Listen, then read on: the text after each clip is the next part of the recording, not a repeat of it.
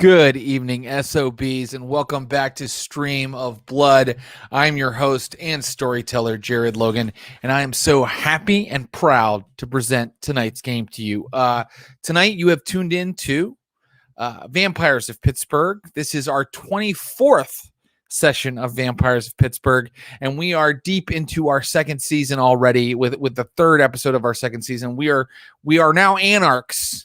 Our coterie of PCs is leading an anarch band, and we are getting into kind of strategy sessions where our PCs get to decide who they're going to target next in Pittsburgh to kind of further their goals as anarchs. It's really fun and really exciting. We're going to get into that in just a moment. Before we start, I want to let you know a couple things. Tonight, I'm afraid our good pal, Miles Vanderbuck, will not be with us. Our friend Thomas Middleditch, who plays him, is a pilot, and he is flying back in his own plane from the East Coast. And sometimes, there are flight delays and things like that. So Tommy couldn't make it tonight, but Miles Vanderbuck will be felt in spirit. And of course, as one of the great storytellers working today, I have a foolproof plan on how to quickly write him out and say ignore, and move on with our other two incredible players. Another thing I want to let you know, we just launched our new schedule. Do you launch a schedule? Posted. We just posted our schedule for September, and we will be dark at Stream of Blood from September 3rd to the 14th. And that's for a lot of different reasons. Some of our cast and the people that work on it are going back to work. Yay! Question mark? Yeah. Oh, here's the schedule right here. So some of our cast and people at work are going back to work. My family and I are traveling for a little bit. But the good news is, even though you won't have any new Stream of Blood games from September 3rd to the 14th, the good news is we're going to spend that time making the games we already have better, sharpening them, sharpening our fangs, I swear. And then also we are going to be adding new games, and I'll tell you more about that at the end of tonight's episode. I will tell you all about the new games that we're going to have. But right now, I'm going to bring in your players, and we are going to play a game of Vampire the Masquerade 5th edition. Let's get started on some Vampires of Pittsburgh. This guy, he plays a disturbed, war-addled veteran, a former drug addict. So well, you wouldn't know that he's actually none of those things. He's actually quite a sweet man who I don't think has ever been in war, and although probably enjoys drugs. You know what? I'm going to stop talking and just introduce our incredible improviser and adventurer, Mr. Ross Bryant, everybody. More drugs, I say. No! Hey. Oh, yeah, you do need some drugs to enjoy that book. What is the book you have there? Yeah, I've just realized how it looks like my dog is perched on my shoulder like some sort of bulbous parrot. But I'm this week's book. I'm reading J.K. Huysman's Against Nature. Wow. Ooh, also sometimes translated as Against the Grain. This one isn't esoteric or overtly satanic, but it is like a It's decadent in a way that is appropriately goth to our proceedings. I love that. He believed in having a good time. At this point in his life, certainly. This is about a decadent eccentric who basically builds a sanctuary of blasphemy where he goes to indulge all his sensual vices as he slowly dies of VD. Oh, that's... I want to read that. Yeah. And I mean, very appropriate for Vampire, I think. A sanctuary of blasphemy is basically what you guys are trying to build in the game right now. That's right. And this was written around the turn of, I think, of the 19th century and to 20th. And this as an example of how goth this gets, as when he becomes impotent, he throws a party that is a funeral to his own virility, where everything is black, all the food is black, and everyone has to dress in black, and he has a fountain full of ink. Little penis in a coffin? Yeah. Oh, nice. That's amazing. Well, speaking of decadence, let me bring in your other player. She plays Jen Brown, a thin blood vampire, a former tech CEO. Her company's been stolen from her. Her friend's been stolen from her. But she's taken a new leadership role. She's leading the Anarch movement in Pittsburgh, and what a big job it is. But this actress is up for it. You've heard her voice in video games, cartoons. You've seen her on Apple TV, and she's just a decadent is what she is. Please welcome Ashley Burch. Hello. I'm Howdy. so close to the okay, hold on. Framing. Hi. Let's all play tonight like this. Like really close to the camera? Really? Yeah, it'll be extra creepy. It'll be decadent. What about, are you a decadent? Oh, hey, Clint. How's it going, buddy? I should have asked this before we started. Without Tommy, what kind of framing do we prefer? 3 vertical lines or? Oh, wow. Huh. That's a great question, Clint. Thanks. That one feels very close to my face. Whoa, yeah. You know what, Clint? Just keep shifting it constantly. Can't you just go right? Never let people get calm. Yes, exactly like that. Yeah. That's why I dig Jared. I Go like off balance. Jared, Tiny, Ashley, and Ross. That's my favorite permutation. I don't know, guys. I kind of like this. I chose a little bit more of that beautiful Will Pottorff art, but Yeah. Clint, if it feels like at some point we're all like it's maybe getting more intense, then maybe we go to that 3 bars. I don't know. You're the director, buddy. I'm just one of the actors. But thank you for asking. Clinton Truck, our secret storyteller, everybody, and mastermind of the game. Okay. Well, great. Well, welcome, Ashley. Thank you. Let's play. I mean, let me give a brief recap. You guys infiltrated an Anarch movement last season. Then you took it over. You unseated the current leader, Erasmus. You took over his band of 40 or so Anarchs. After the events that ended last season, there were only about 17, 19 Anarchs left, but they're sticking in. They're staying with you and with the elder vampire that you're working with, Mary.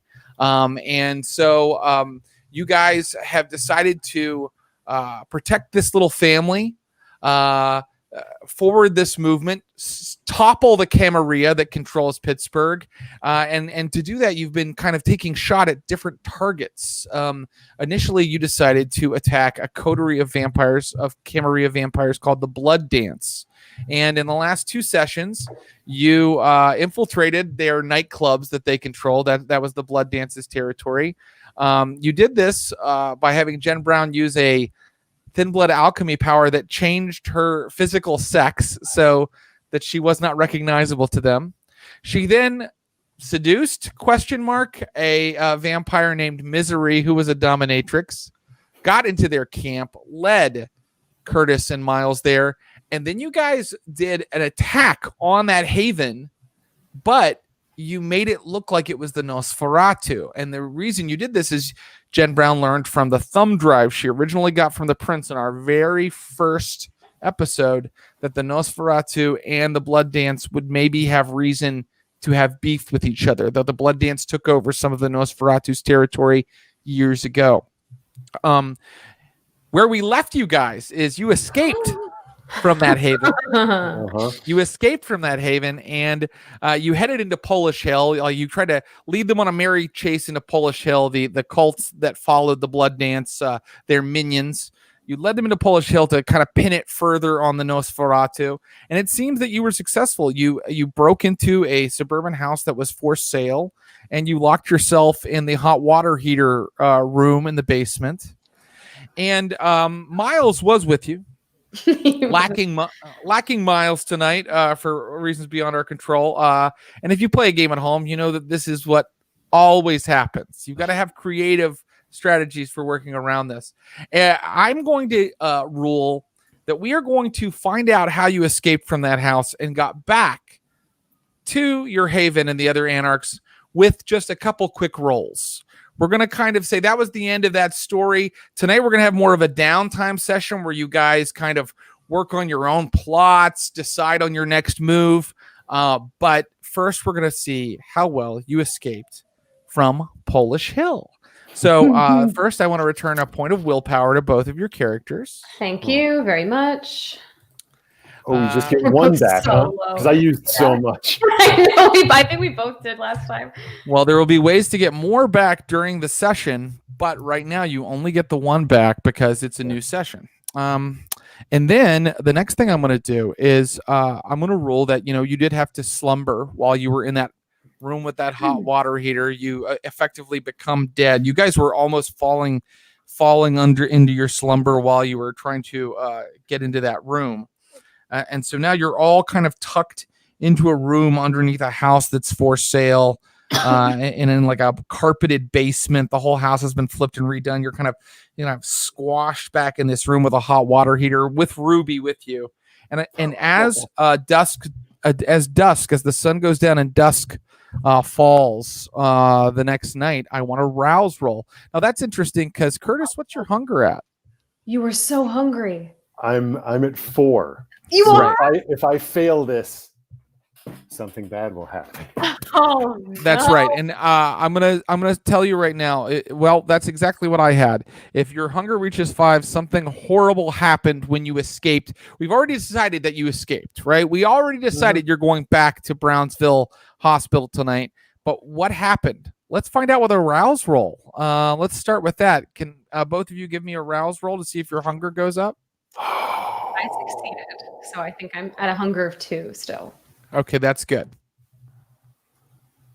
Throw them bones. Come on. Oh, Okay. It was a failure, Jared. Yes, it was. Okay. So here's what happened. Remember that real estate agent I mentioned last time? Mhm. Well, he was still kind of kicking around the house when dusk fell. I had a And feeling when you Curtis came, you all awoke, Miles, Jen, and you noticed that Curtis had just like leapt out of the room you had all been in. And when you got up the stairs, there was just a sea of blood. And Curtis had just fed on the real estate agent I mentioned last time, drained him completely. Yeah. So that means, Curtis, that you do get some of your hunger to go away. Yeah, and let's see, how much do you get for a full person here? I think you can lose, like, if you kill someone at your blood potency, you go down to 1. But let me make sure. I didn't like his bus bench ads anyway. Well, I'm actually being really nice because often when you go to hunger 5, it can actually be worse than that. But Okay. I think in this particular case, it all fits together, right? We know that real estate agent was kind of bumping around. He was a minor character, and now he's dinner. You guys get to the top of the stairs, Miles and Jen, and this real estate agent is just torn to pieces in Curtis's hands. Curtis is sitting there with blood all over his face. Can I have canonically that it's like it's right next to like a easel with his headshot? Yes, So it's like in a headshot of him, like yeah, he's like this, and then The in king your of- arms, he's like, the king of Polish Hill, and his head is just like yeah, exactly. torn asunder. Mr. Lipnicki, the king of Polish Hill, and you unfortunately may take a stain for a frenzy murder. Oh, okay. You're taking a stain. It's hard to be a vampire. Yeah. So that goes against my humanity. It does. Yeah. So, and now we're going to do this flashback very quickly. We're going to move through it. Now you need to get home. Right. And I'm going to make the difficulty 4 because of what Curtis has just done. Uh-huh. So, I would suggest like getting home, getting out of Polish Hill, getting back to your haven quietly, discreetly. It can be a wits plus streetwise or a wits plus stealth roll, but the difficulty is going to be 4. Now, no matter what, you get home. You don't get stopped. There's not, nobody stops you. But I know that something has gone wrong if you don't get all 4 successes. Is this Okay. a collective role? It is. So that means if people are helping one of you, you get an extra die for each person. And I will give you the Miles Vanderbuck dice for Okay. this. And I'm only suggesting wits plus streetwise or wits plus stealth. That's good for yours truly. I have 3. I can't do a different roll than the gentleman, can I? I can't. You can simply add a die to his roll. Would you like to do that? Like your presence, the fact that you're helping out. Yeah, I looked up the cooperation rules today because I was thinking of this, and it turns out as long as you just help him out, we can just give him an extra die. Okay. Do you think that's better than me rolling 3 of my own though? If I do wits plus streetwise, that gets me to 6 dice. Oh. And then if Miles is giving you a die, does that give you to 7? That gives me to 7. But you need 4 successes. Right.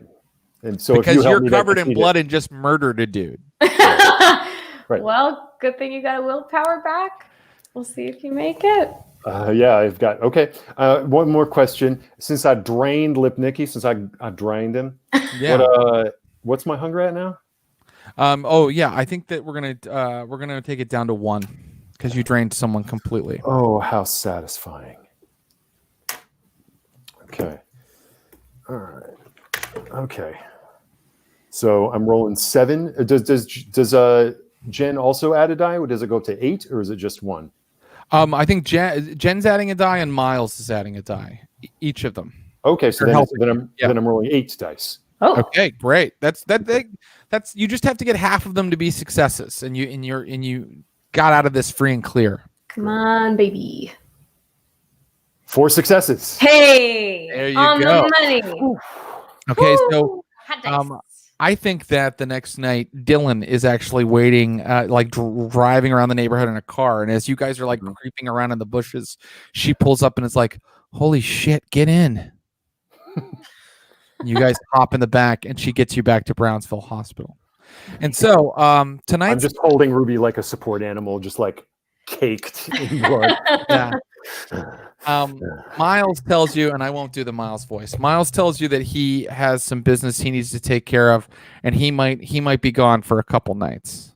And you'll find out when he comes back what that business was.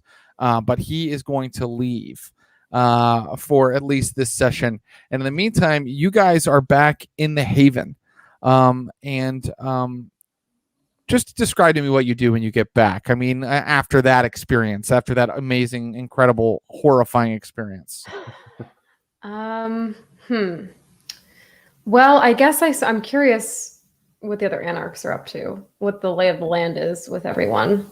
Right. So yeah, the minute you walk in, let's say Kenya, runs up to you and is like, Mary says that we can have a communion tonight if you're ready for it. Good, yeah. People are pretty hungry. Of course. She looks at you, and I'm sure some of us are. She just doesn't say anything and heads back into the hospital. You see them milling about. I mean, the Rhodes and his boys are literally doing target practice with automatic weapons, which is very loud. Yeah. Against a back courtyard wall in the parking lot of the old hospital, and laughing their asses off. Inside, you see Thana talking to Circe. The two, Ithana is the Nosferatu. Right. Yes. And Circe is someone we haven't really talked to a lot, but she's kind of thinks of herself as like a punk witch. They've been trying at least to hang out with you a lot, Jen Brown. Mm-hmm. So they're kind of sitting and talking quietly. Everybody has a different room in the hospital now, and they've made them up so that parts of the hospital look like what's behind me. It still looks like that in a lot of spaces, but everybody's room is kind of cleaned up to their liking now. So when you go in, it looks like an abandoned building, but when you go into people's individual rooms or say into the surgery or the laboratory where you guys maybe did your alchemical ritual a couple sessions ago, Jen Brown, you see that it has been cleaned up and prepared to work in. So we should debrief how your mission went. Yeah. Yeah, you just the mission against the blood dance. I think that was a success. We did what we set out to do. Yeah, right? I definitely think as leaders of this movement, we're going to spin it like a success. Right. Well, that's my first question. I think we put a big banner that says "Mission Accomplished" behind us. Yeah, you're not even kind of aware that Mary has kind of creeped up behind you, and she says, "You have returned." Yes. Yeah. One Not of too your bad. number is missing. He's fine. He had some business of his own to attend to. Yeah. Shall we discuss? Yes. First, I would like to, and I think I want to go back to being Jen. I don't think I want to be James anymore for now. Very well. Shall I gather the women? Please. I will meet you in the laboratory. I have to do the same thing to go back. Oh yeah, it's permanent until you do the same thing to go back. Wait, okay, hold on. Does this mean I'm never not going to be a thin blood anymore? I can't tell you that right this second. You should just Okay. try. You Okay. should just try it and see what happens. Okay. Yeah, they gather the women. Kenya, who is a thin blood herself, Thana, Mary, who else? Circe. All of these women come in, and let's see, is that enough? How many, according to the ritual, how many people? I think it was 5, It was 5, right? right? We 'Cause it was have Miles, 5. Curtis, and then I picked 3 other guys from the Yeah, animal. there's it like was Dutch Bob and and, Smokey. I think Bob wasn't and Dutch and included. It was Smokey. like No. Dutch and Smokey, and Yeah. someone else. Are you sure you don't? Okay. Yeah. Yeah. I think that let's see, with let's see, with Mary, Thana, Circe, and Kenya, that's 4. Oh, and Dylan can help. Oh, and She's- Dylan, right? Yeah. She's female. So you are now all in the laboratory, and once again they each slit their wrists, and Dylan's like, "I'm not doing that." She just pricks her finger with a little knife that she has, and she's like, "This will have to be enough," and squeezes in a drop. And Mary is like, "It will suffice, child." And Mary cuts open her hand, which looks like it's made of onyx, and the blood that comes out of that literally seems to steam as it falls into the urn. What's gonna happen to me? And now you are handed the urn, Jen Brown. I'm sorry, Okay. James Brown. I want to try an experiment at some point where I mix genders. Because gender's a social construct, baby. So what would happen if we did female and male? Anyway, I'll drink from the urn. That experiment can definitely happen. Yes. You drink from the urn, and once again, it's like blood starts pouring out of James Brown's eyes, his mouth, his nose, his ears, every orifice, and soon James Brown can feel his skin peeling off and all of it pulling away like it's a big makeup job from a movie studio. Like you rip it off, and underneath is Jen Brown. And I can tell you that Jen Brown does not need to get pink because she is already pink. Great. Okay. Jen Brown has been returned to thin blood status. I missed being a thin blood. Being a full blood vampire is way too stressful. You're telling me. Yui. Oh. So, Mary says, "Who would you like to inform about your recent battles?" I think we should tell everyone, right? It's a collective. They all deserve to know. "I will gather them for communion." And she moves out, and of course the hospital has like a kind of a main entrance hall that leads. If you go down that hallway a while, it leads off into one of those surgical amphitheaters. Mm. This is where you can now talk to them. It's almost like a Greek amphitheater a little bit, except that there's a little bit more of a wall height up to where you're talking to them. Can Curtis and I have an aside before we address the Absolutely. assembly? Yeah. Sounds smart. You should. Yeah, go ahead. I want to make sure we have our story straight because my main concern is Mary. We went in with the intent to redeem, and things went out of hand, and I don't know how she's going to respond to that. Yeah. Well, I guess whoever we struck was irredeemable. She's not going to keep taking that answer for long. Well, are we going to have to start bringing people to her? How? I mean, you were working on. It sounds like you were working on that misery lady. Would she still see you? I mean, you'd have to go through all that again. Yeah, I don't know. My goal was to get closer to her and try to learn more about her, but I didn't really see the curveball of being made into a cleaning slave. We can try, but I think we need a response for her, for when she inevitably asks why we haven't brought anyone back to be redeemed yet. I mean, what are we supposed to say?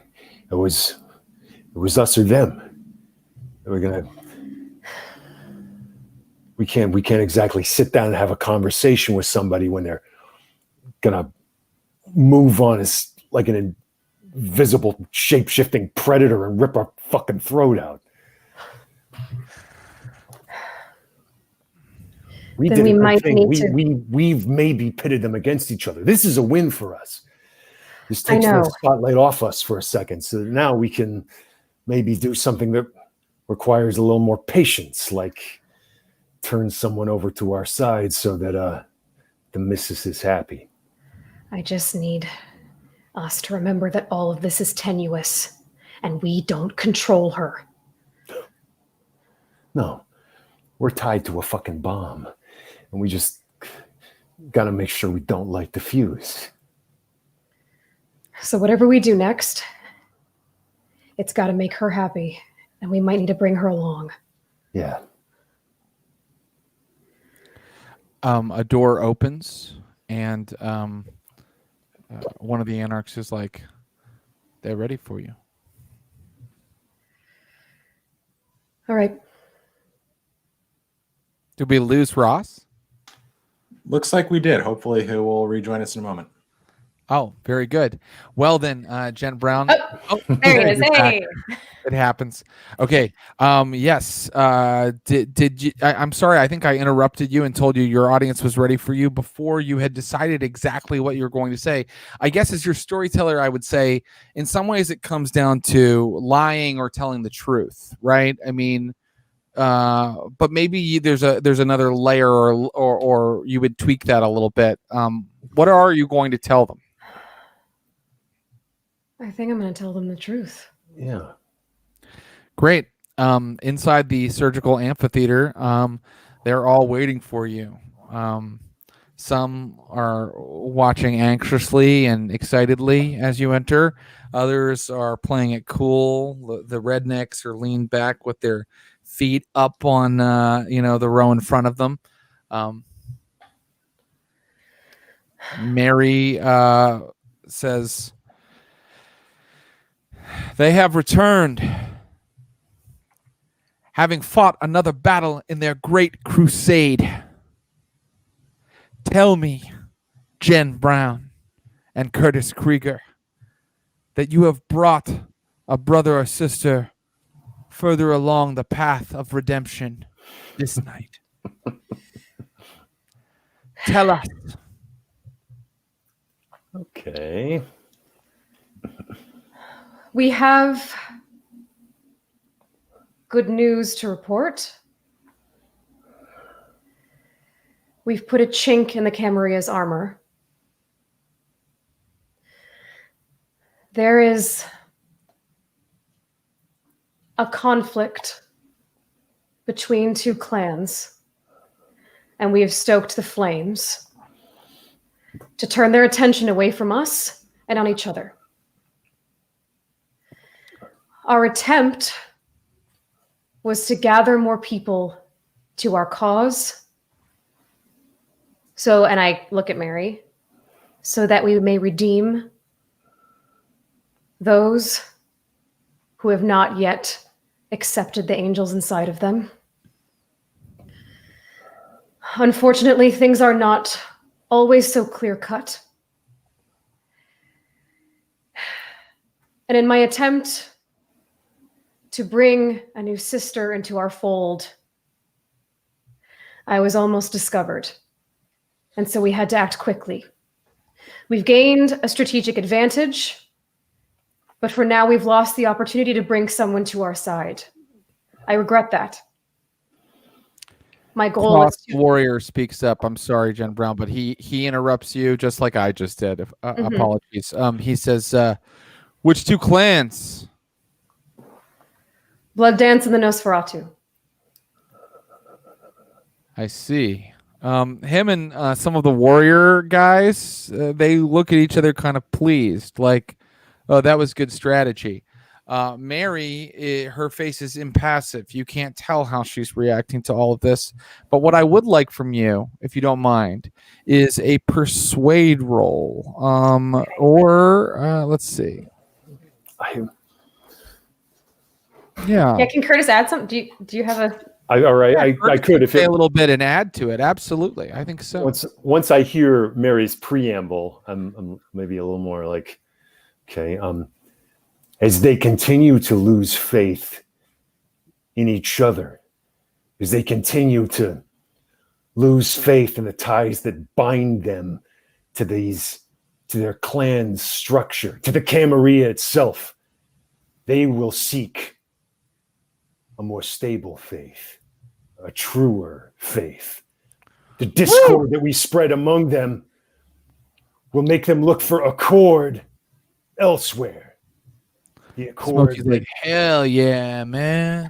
And I hear that, I'm just like, God damn it, but I don't share that. Can I, while Curtis is speaking, can I try to clock Mary to see, or is she still cold as ice? Is impassive, cold as ice, a statue, as she often looks, like an onyx statue. I think that was great. Either of you can roll charisma plus leadership or persuasion, your choice, and the other one adds a die. And the role playing was so good, go ahead and add an extra die. I have 6 to play with. I'll add 1 to you then. Okay. Great, and then add another one. So that's 8. And I'm going to give it because that was very well reasoned out. And then you went out and go for it. I only got 2 successes. Is that enough to do anything? Interesting. Well, I was going to go. This was going to be one of those rolls where I see how many successes you get, and decide based on that. And I already was sort of reacting, the way the anarchs are reacting. They seem pleased. They seem excited. Even like Kenya or like Bob are like kind of like, like they seem positive. But Mary remains impassive. Yep. But she steps forward now. Mm-hmm. And as she does, she begins a sermon while holding the urn. And you realize that this is the beginning of a communion. And she tells the story of Cain. I'm going to, while she's speaking, hold my hands together and close my eyes and bow my head to try to be deferential and reverent to her. Very good. Yes. Yeah, same. I'm just like kind of watching, and then I look up clock Jen. I'm like, oh yeah. Great. So she's telling the story of Cain, and she's Curtis almost starts to cross himself and is like, "What? No." Too much. Yeah.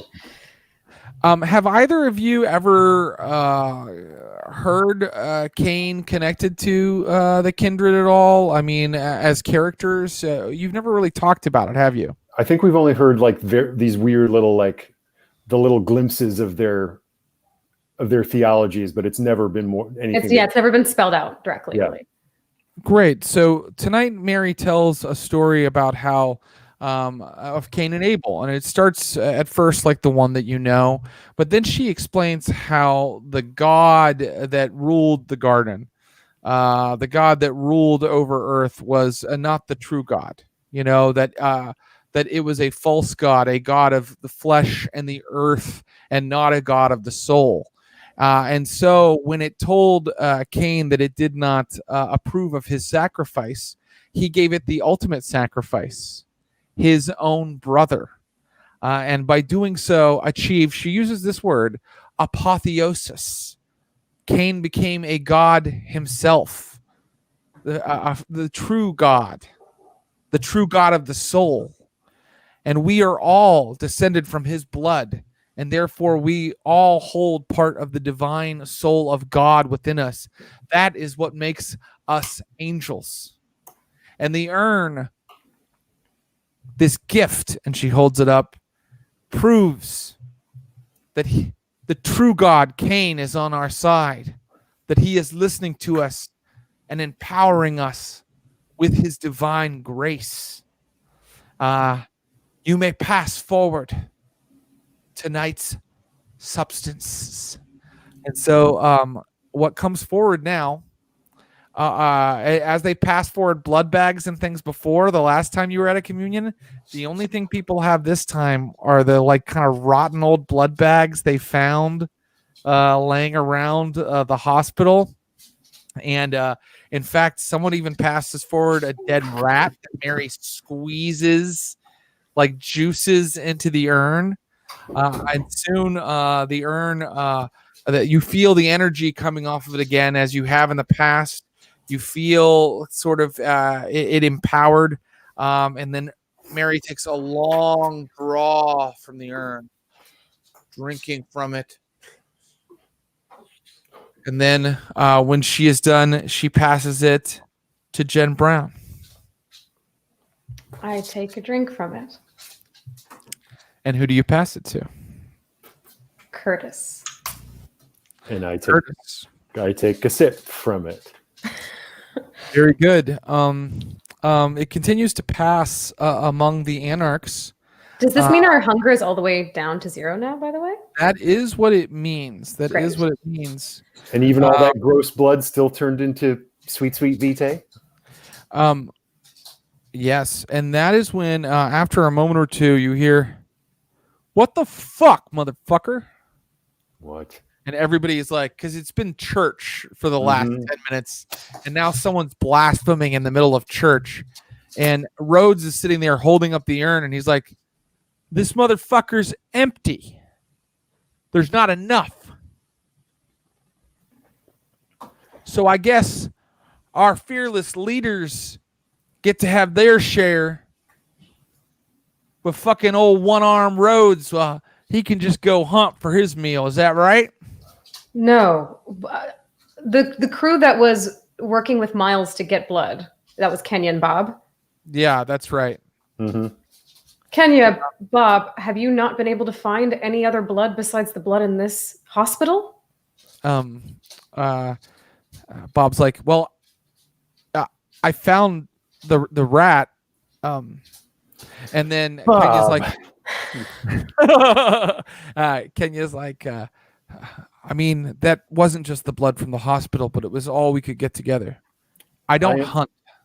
Can I do something?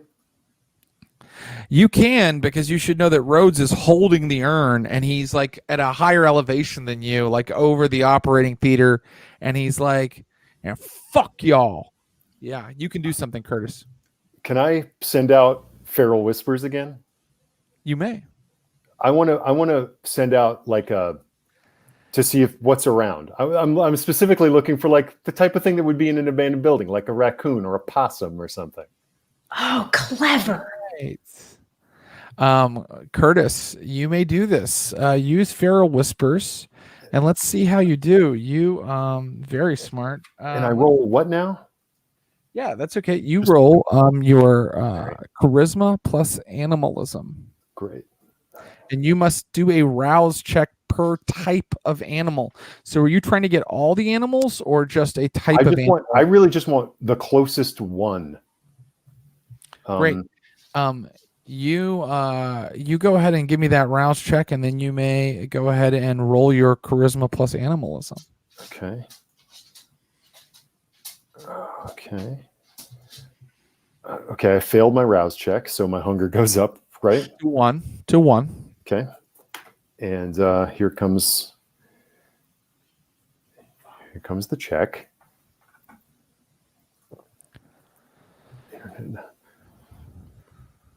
The problem with using internet dice is sometimes it's pokey. That's okay. And 3 successes. Hey, Very good. That's not bad. You guys are, he's kind of fighting with you, and you're all kind of waiting to see what happens when Curtis just kind of reaches out, and the next thing you guys know, like a big raccoon, like kind of like crawls down out of a hole in the ceiling and starts to like. And I talk to it, right, as part of this. Mm-hmm. Yeah. I just want to be like, I want it to just like put into it's my like family, friend. It crawls up to Curtis and sort of almost like kind of bows at his feet. And then I want to pick it up by its scruff of its neck like a cat, like a mama cat, and just like still like everything's fine. Now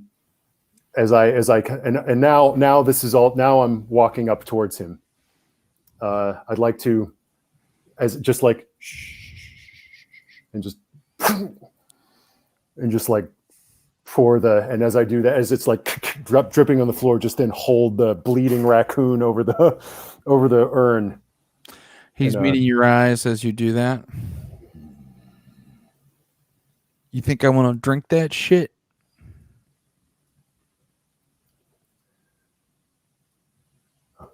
I think you'll enjoy what you find. Bottoms up.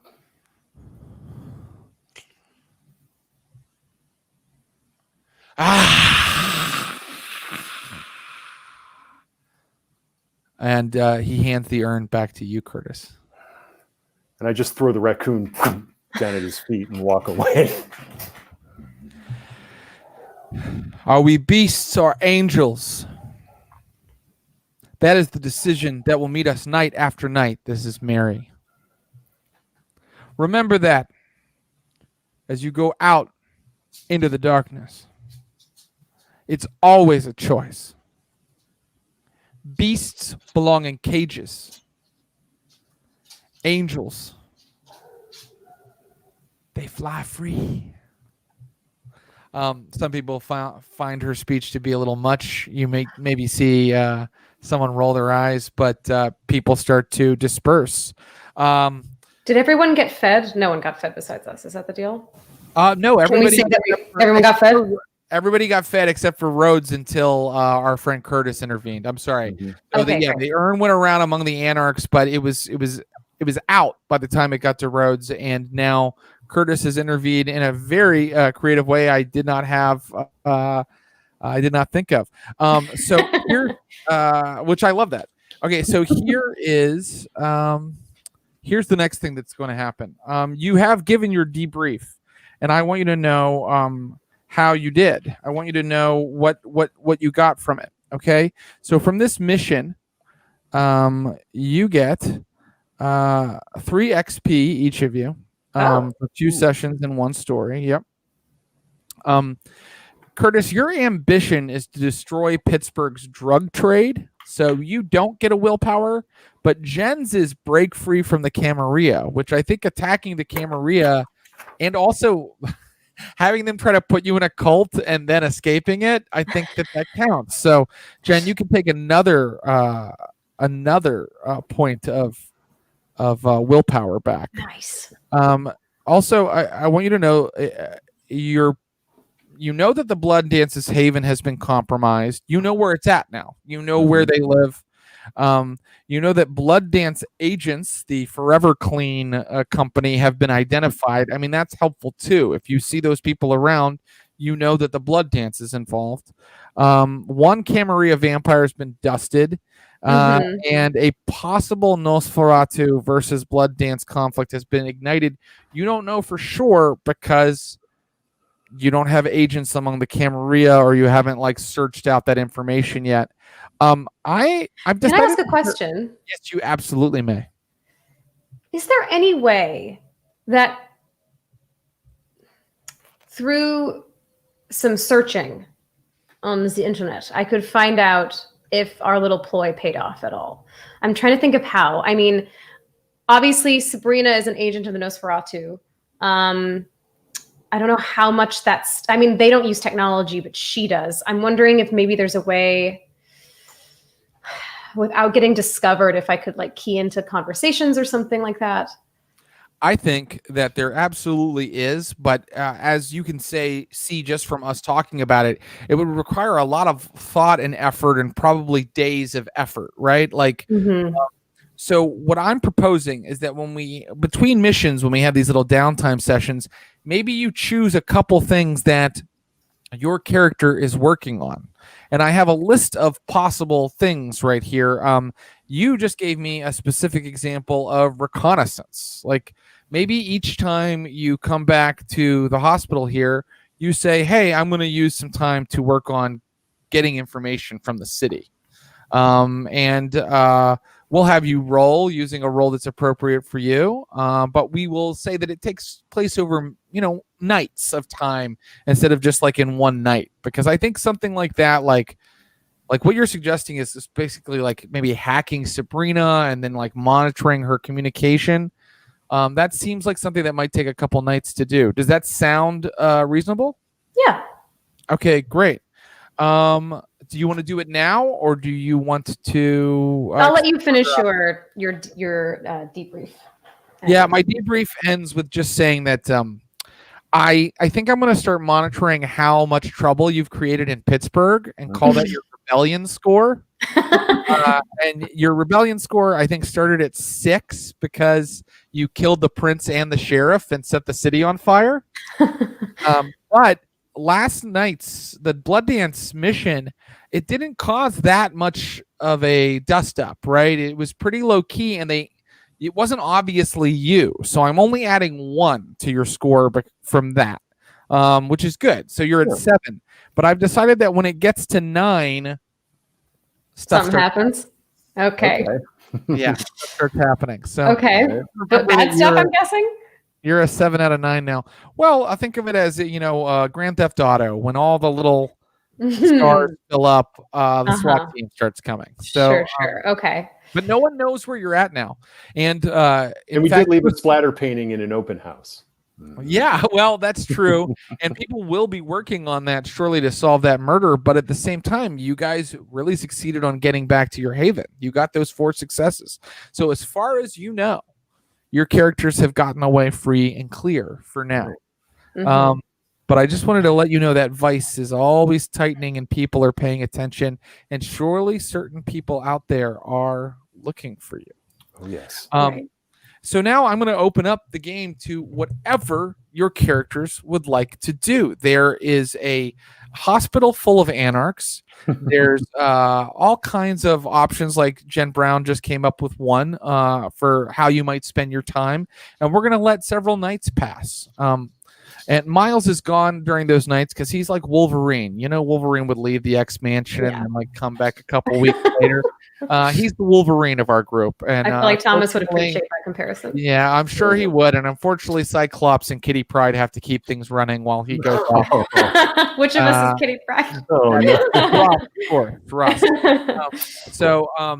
I'll let you guys do what you like. I am going to say that if you pick long-term activities, I'm not going to let you pick an infinite number of those, right? Because there's only so many projects you can have in the 8 hours of night each night. But I'm going to list them off for you now just so you know what some of your options are, okay? Cool. Reconnaissance, like I said. Training. You could get new skills and disciplines if you can find teachers who say Mary, Oh, yeah. Acquisition, that means like you could gain advantages, like a new ghoul for yourself, a new contact a new ally, or you could get like weapons or vehicles, or you could improve the haven, give it more security or something like that. Hunting, as you can see, there's a food shortage here at the hospital. So maybe you're getting blood for yourself, or maybe you're getting it for the hospital anarchs, but that's an activity you could spend time doing.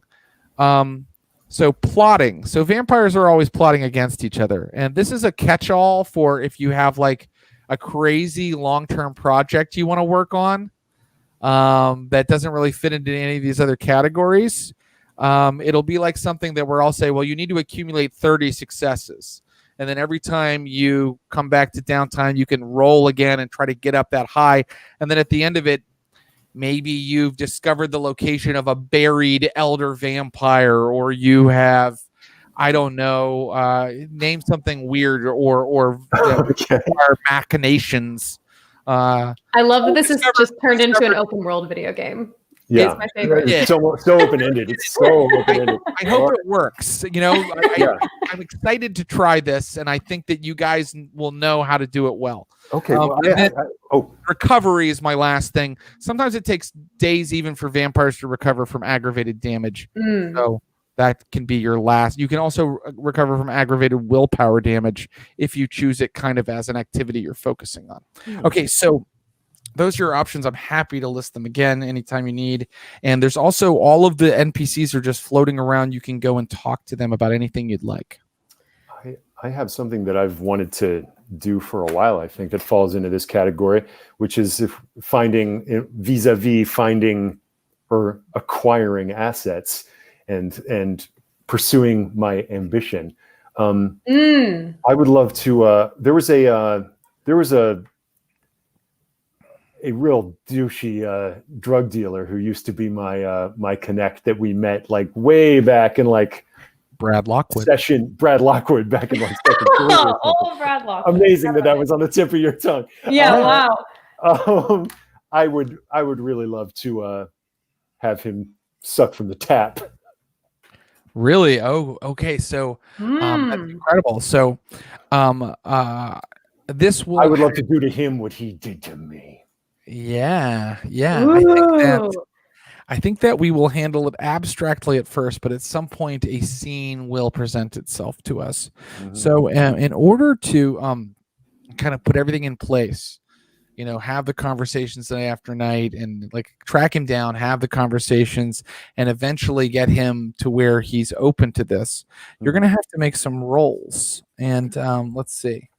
What do you think the first step in getting this guy to become your retainer would be? Probably just tracking him down, right? Yeah. Okay. So I think for our first roll for this, I think that you just need to roll streetwise to track him down. Let's do some like intelligence plus streetwise. Okay. And in order to get him, how loyal do you want him to be, and how reliable? You're kind of just using him, right? You just want him to be one, like a 1-dot background, right? A 1-dot retainer. Is that right?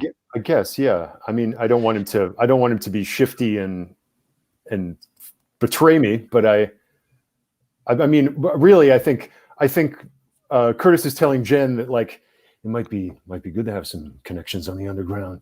You know, somebody who's got a lot of contacts himself. Somebody could do errands in sunlight. But to himself, Curtis is like, I want to debase him. I want to take everything from him. Do I have any sense of this? Yeah. Do you want to talk to? Well, that's up to Curtis, really. Since I can say I got 4 successes on that intelligence plus streetwise roll. Ooh, okay. Nice. Do you tell Jen Brown about it at all? And you are not under no obligation to do that. I think, but I might not be entirely forthcoming. I would just say like, Miles was right. We might need to improve our numbers, especially after what went down during our opening salvo. But I have a line on some people we might be able to rely on. Who? You trust me? Yeah, but can I know who? Look, there are contacts that you should never have to deal with, and you should never have to know about. If you really want to know, I'll tell you, bud. Curtis, are they... Look, we have a bit of a motley crew, and I need people that are gonna not cause a lot of problems. So are these people going to cause problems for us? If I do it right, then, it shouldn't... No more problematic than these things ever seem to be. I don't know how unproblematic it can be, but the Camarilla's got a bunch of people in law enforcement. Apparently, they own the fucking cops. I think it might start being interesting if we own some people on the other side of the law. Can I don't know if that's fair.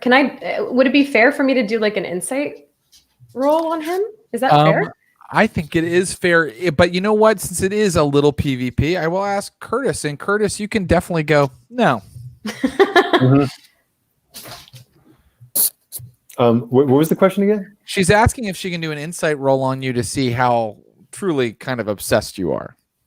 I think that's why not? That's fun. Okay, great. is it insight plus insight? something? Can I roll something to see how well I keep my composure and look like I'm being a very brilliant strategist? Composure, yeah. Composure plus brilliant strategist. Composure plus leadership. Okay. Here we go. PvP. I love that in the theater of this, it's just two people looking at each other. For like a long pause. Yeah. Betraying nothing. Raising one eyebrow over and over. Okay.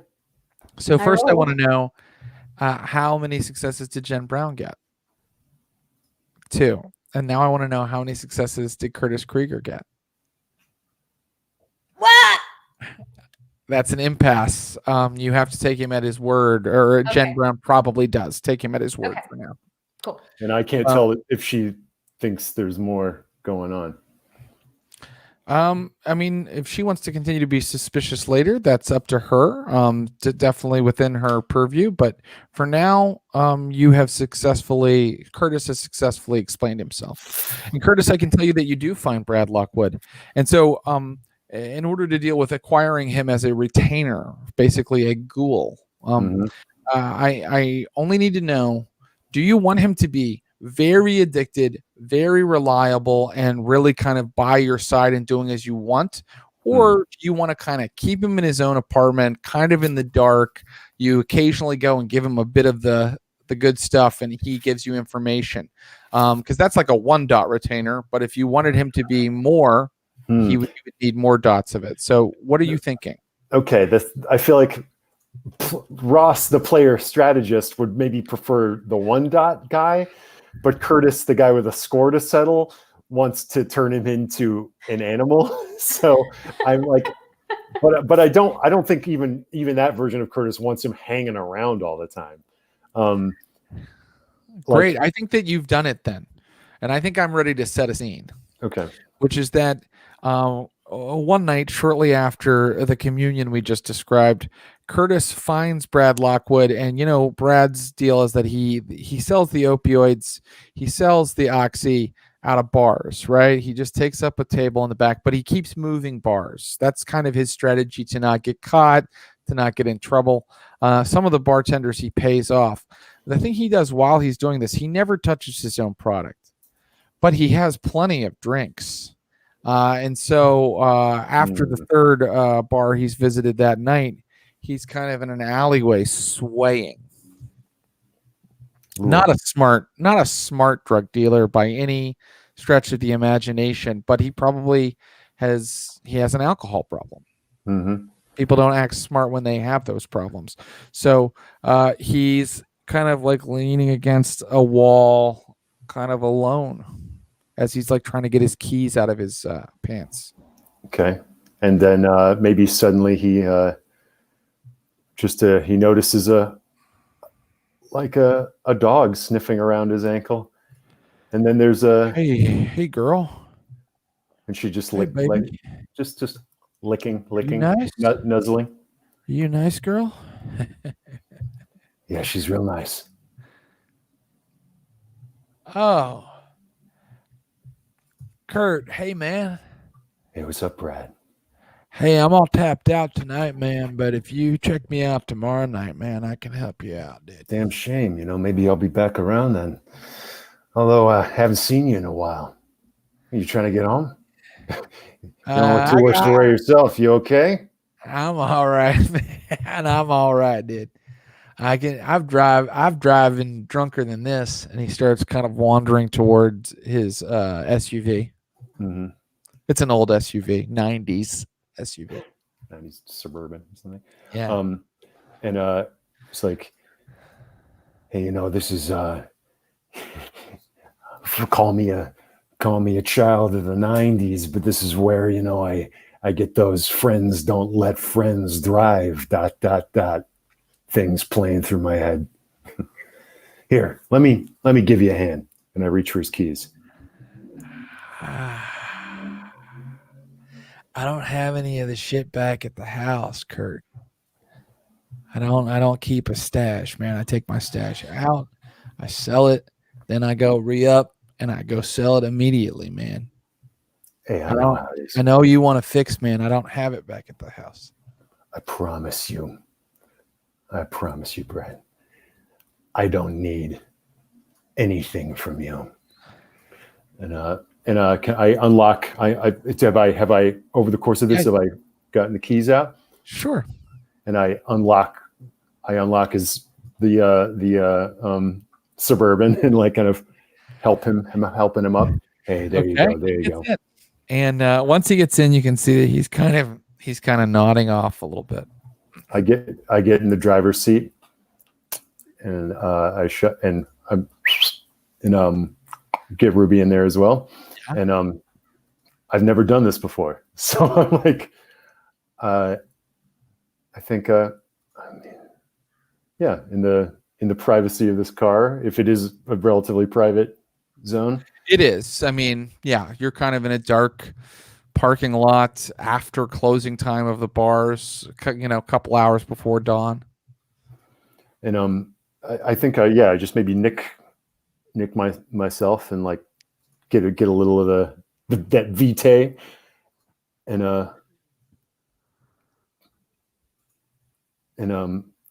I'm just kind of wondering how, like, when I feel it or smell it, it's like you're like, how do I? Am I just like rubbing it? I just rub it on his gums. So I'm like, well, what happens? Do you put it to his lips?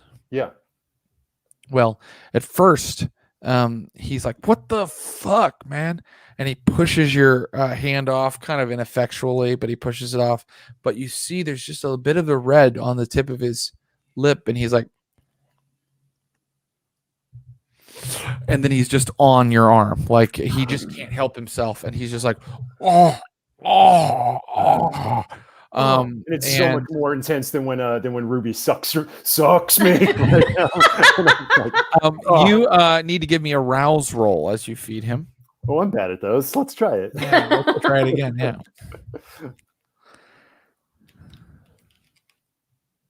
Failure.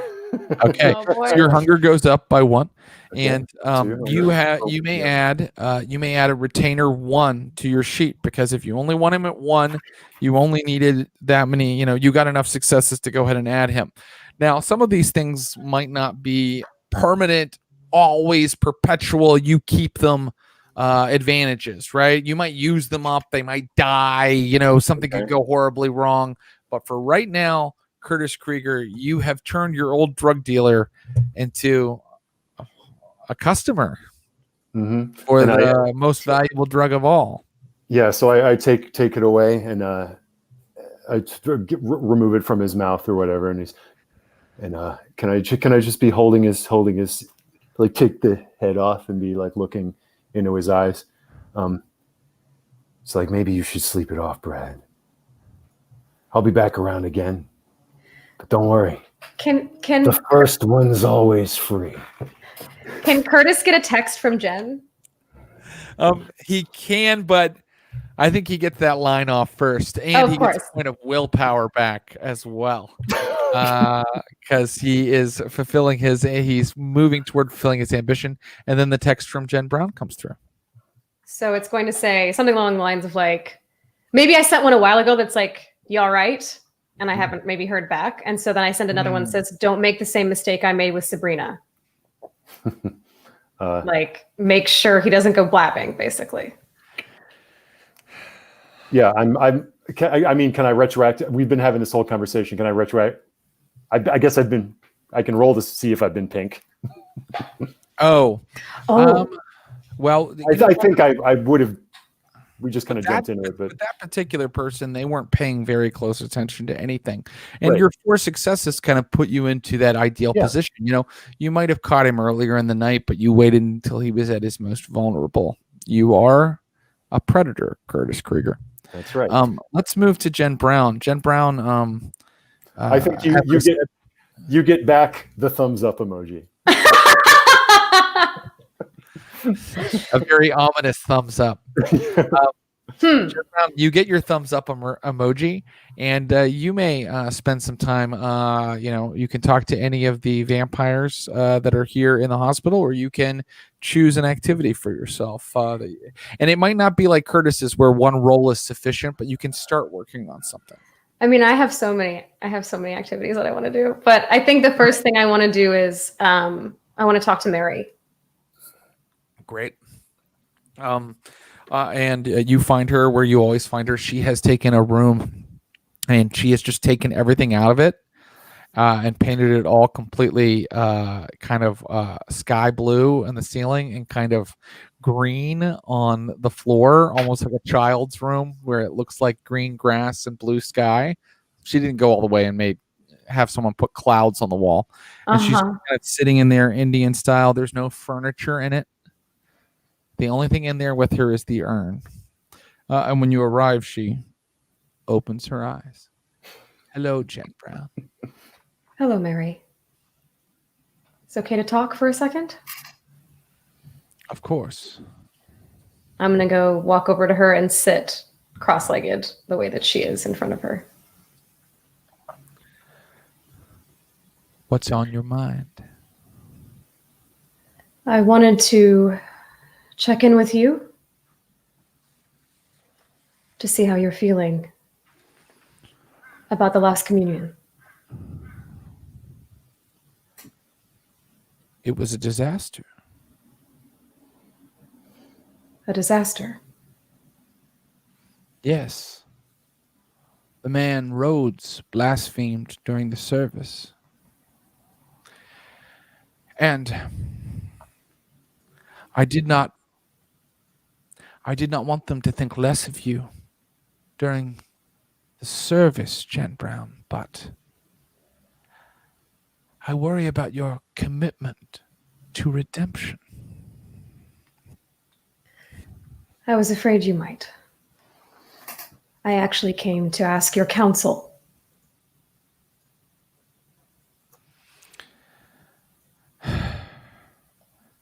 I said it at the end of the service. We can be angels or we can be beasts. We get to decide every night. What happened to the blood dance? I tried to reach and redeem the woman Misery. Yes, she has experienced so much pain. She deserves her freedom. I know. And I promise you, Mary, I did try. But she took me somewhere where I was surrounded and I had to get out. I don't know what to do when it's one angel against many beasts. You have to be magical. You have to change reality. There are no excuses. You must touch the world with the hand of God and remake it. I keep telling you that Cain is God, that Jesus Christ was the second Cain, and that you are his angels, but you don't believe. You don't believe in your heart that you are angels. You believe the lies that the demiurge tells you. Jen Brown, you believe that you are a beast. Do you not? Very well. Be a beast. And she touches your forehead, and I need you to roll. Oh, before she does that, could I respond to her question? Like, she asked if I believe that I'm a beast. Yeah, you may. I'm trying to see the angel in me. Every night I'm trying. I think that you probably know more than anyone that redemption is a process. It's not a single event or a single occurrence. I'm trying to be the angel that all of these people need. But I haven't been like this for long. I want us to be on the same. I want you to believe that I'm trying. Okay, so she had her fingers like just about to touch you, and you said all of that. And then she draws them back. And then she says,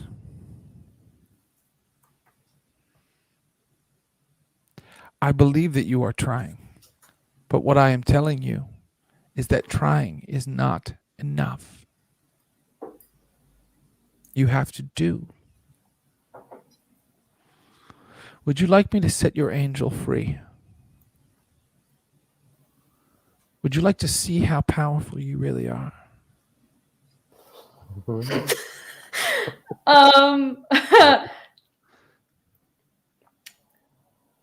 I mean, I'm putting myself into a corner. Yes. She reaches forward. And Mary, as we know, is an accomplished vampire with many different powers. This power is called drawing out the beasts. And it doesn't really, in the book it says it's for when, if she's frenzying, she can project her frenzy into another vampire. But that's not the way Mary does it. Mary is such an elder vampire that she's got tricks of her own. And what she can do is she can show people their inner angels. And so what she does now is she's going to roll some dice. And you, if you want to resist this, you do not have to, can roll your composure and resolve, Jen Brown. What would you like to resist it, or would you like to give into what's about to happen? Because as she touches you, you feel like just like something leap forward in you, and you can feel like your instincts getting like when you're very hungry, and you can feel like your fangs growing in your mouth, and you can feel yourself like, you know, you're a thin blood, you're usually pink, but you can feel yourself getting less human for a moment. Do you want to allow this to happen? I feel like Jen would try to resist it if it's starting to get really intense. I think that that's true. So why don't you give me a composure plus resolve roll? I'm probably going to fail. Let's see. Composure plus resolve. 2 successes.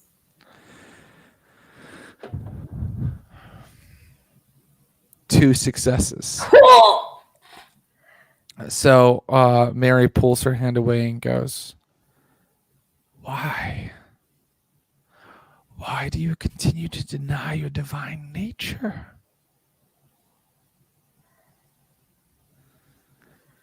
Give in. Ride the beast. You are its master. I'm going to say something to Mary. Mm-hmm. I don't know if it's going to work. Release the Jesus had apostles, people that followed him. I want to serve the angels inside of all of these people. And I don't know if I can if I let the angel out now. You won't be able to if you don't. It will always be there. If you let it be a beast, it will always be there underneath, deceiving you. You have to get to know it so that you can work with it hand in hand.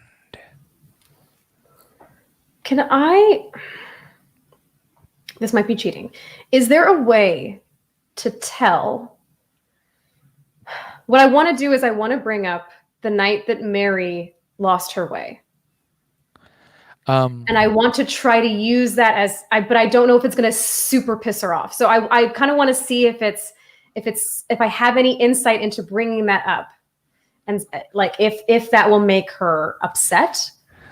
You want to be super careful about this, and you don't want to upset her. Maybe Right. you need to give me an etiquette roll, Oh, a charisma plus etiquette roll.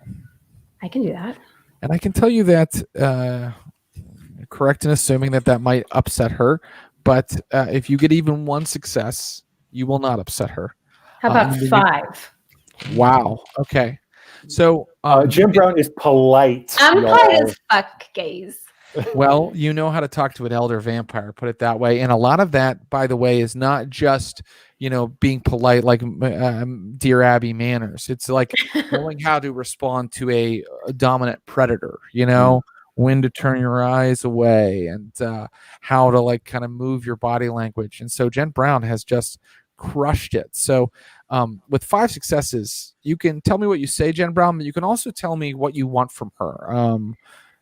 Like you can ask something of me, the storyteller, that Mary will give you. For 5 successes, you've earned that. Okay. Well, basically what I want is to convince her. I want to stop doing this like trust dance with her.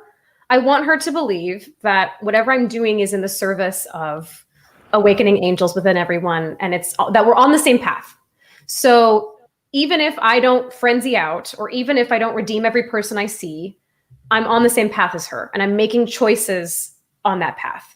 So what I want to sort of illuminate is that like she had a night where her angel got a little out of hand. I had to calm her down to bring her back to where she thanked me for it. And so I want her to trust me now that we are on the same team, but we are playing different roles. She says, and you believe her, she says, I trust you. You thought that I didn't trust you? Yes, I thought you didn't.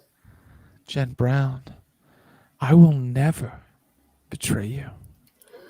But Jen Brown, I will remind you of one other thing, if I may.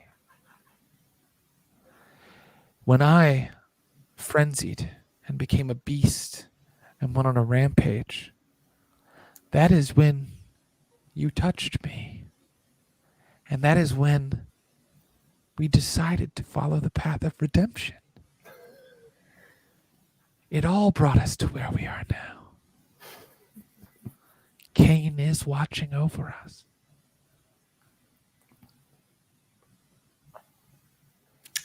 I'll leave her to her whatever she's doing. So I was Mary was kind of a smart aleck with you, but but I will tell you, Jen Brown, that you have solved that problem for now. So good work. That song "You've Got a Friend in Me" from Toy Story is playing. Exactly. Yeah. For now, that problem is solved. And so let's go back to our friend Curtis Krieger. Curtis, having established that little project and gotten that out of the way, is there something else you'd like to do, or someone you'd like to talk to?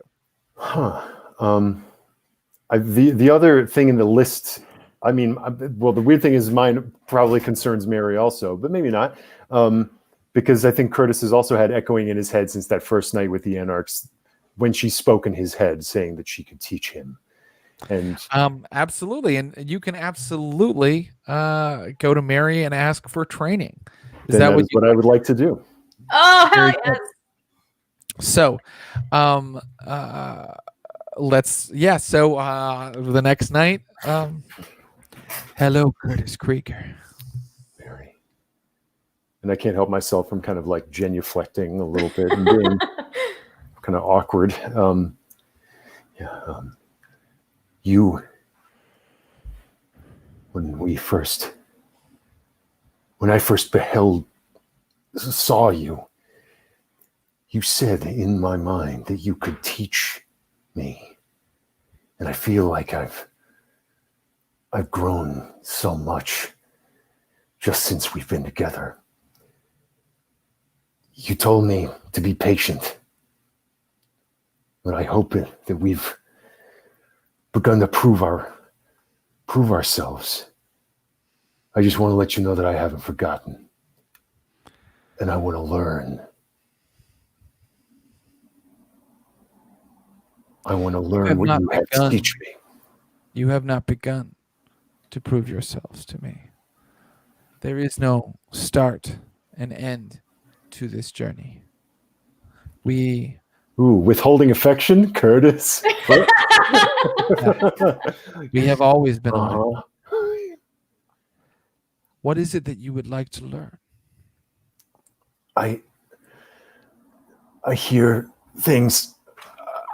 I see things that I feel the creatures around me all the time. I hear their blood in my mind. I feel as though I could speak to them, that I could become them. I feel it, but I don't know how. I know that there's more. I've seen you do more.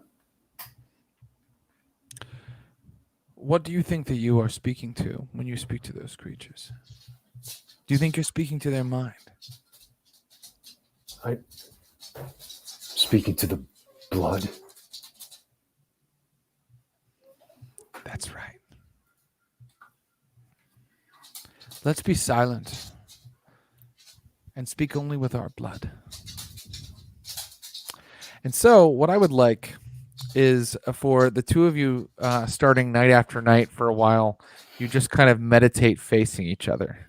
Cool. And as you do that, you start picking up like birds and trees, snakes, bugs in the grass, little tiny things that don't even have, barely any kind of blood in them at all. Just like little specks of sentience, of life. And what I think that you need to do is you need to roll to see how you're doing with this. And I think that a meditation practice like that would definitely be a composure roll. That sounds, So, and you are trying to get the next dot in animalism, it sounds like. Ooh. Yeah. And you have 2 dots right now? That's right. Okay, so in 3 dots, you will be able to choose between the ability to quell the beast and others, or you will have the ability to get way more sustenance from animals. But this is all part of the path to getting there. Is you must roll composure with her now in order to, and this is a long-term project. It is training. So the way this is going to work is when you have netted a number of successes equal to the new level times 5, you will get that new dot. So let's start. This is your first kind of week, and you are learning. I mean, you don't want protean, right? You want animalism. Is that right?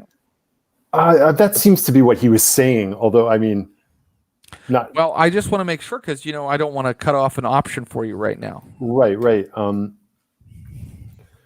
Either way, she's going to make you do the same thing. It sounds like, I think it's the animals. It's the animal stuff. It's it's animalism.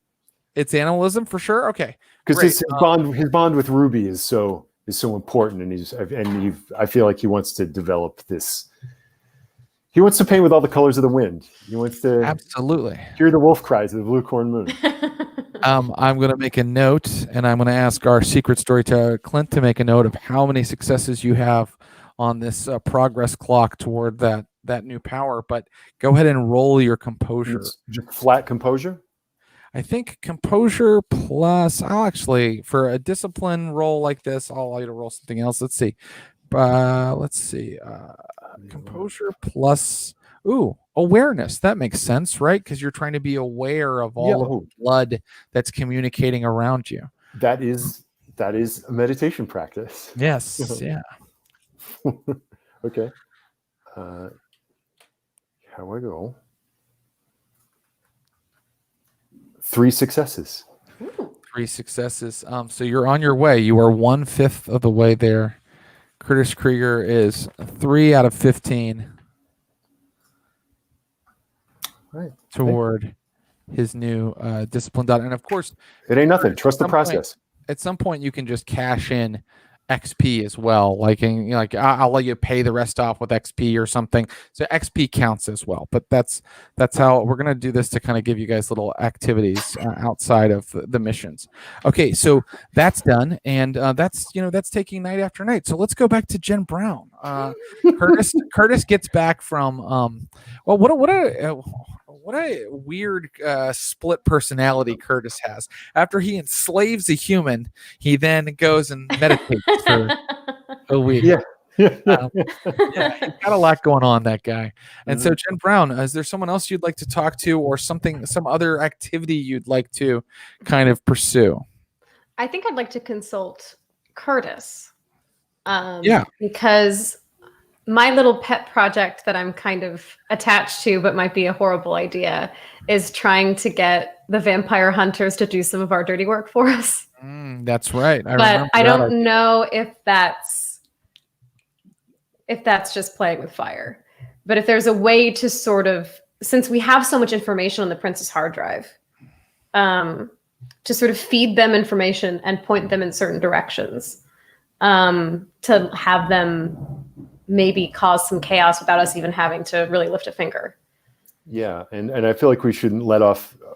It'd be interesting to know if our little attempt at igniting a civil war paid off, and if we can now that if those two are like distracted, if we can hit somewhere else. Then before you two talk, I do want to set a scene very briefly with Cross, who sort of heads up sort of the military wing of your little operation. And at one point he's talking to Curtis, and he says, because Curtis interacts with these guys a little more, and he says, what we need is an intelligence gathering operation. Yeah, we need a spy. You know what? I agree. I've heard that the Ventru keep a lot of ghouls. Some of them aren't really that happy because there's not a lot of profit to go around. We could set up an operation where we find one of them who seems vulnerable and try to turn him. Are you suggesting ghoul him or turn him? He's already a ghoul. But yes, Jen Brown, we would have to give him something that he wanted. Okay. Increase our numbers. Yeah. Yeah. I mean, once he's turned, though, he'd be able to give us information, sure, but could he move among the Camarilla after we turned him? Well, I think that we'd hold that carrot out on the end of the stick, right? We use him until he's made. Then we bring him over and give him the reward, or we destroy him. I'm sure they're offering him the same. What would make him believe us? Obadiah Griffin, from what I've heard, was not a generous kindred. I believe that there is some dissatisfaction within their ranks. If you give me the autonomy to go and look into this, I could set up a surveillance operation and see what I could find out. I'm going to look at Curtis as if to say, do you trust him, without saying it? Keep in mind, you're talking to a man with a a tattoo of a black cross across his face. And I'm Yeah. like, this guy's gonna keep a low profile. Do I know? Does Curtis know where the venture would be and what this kind of stakeout and surveillance would entail? Is this the kind of thing where like I feel like in an underworld or like nightlife kind of blood dancey place, a person like Cross and his ilk could maybe just pass as one of the freaks come out at night. But if it's more like kind of like upper crust, might be a little bit harder for him to stealthily pull that off.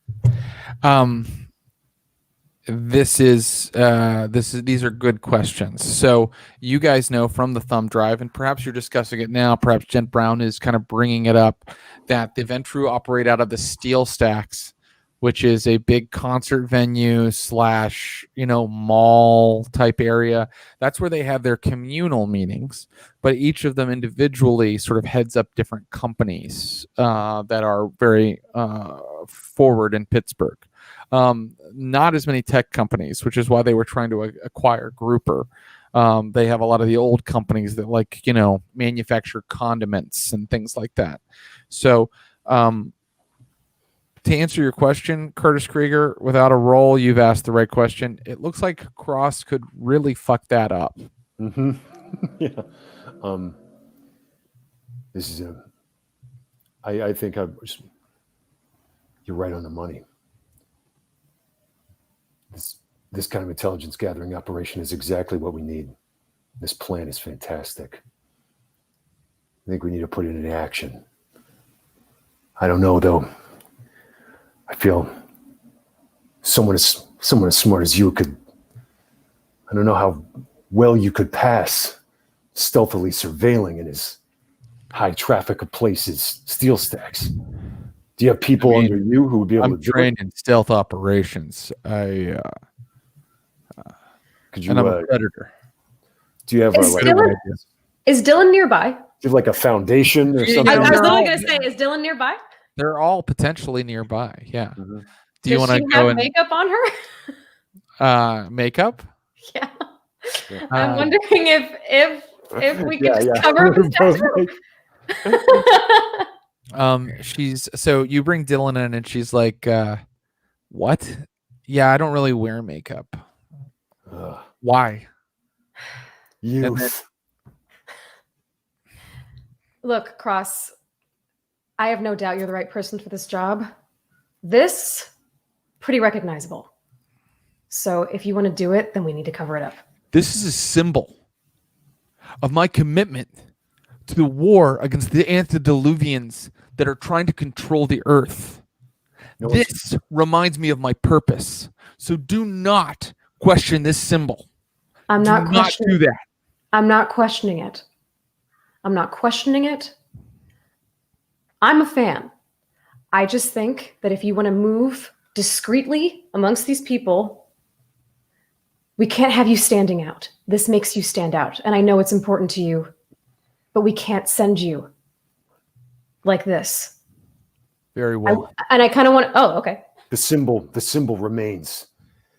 The mission that honors it requires you to conceal it for a few nights.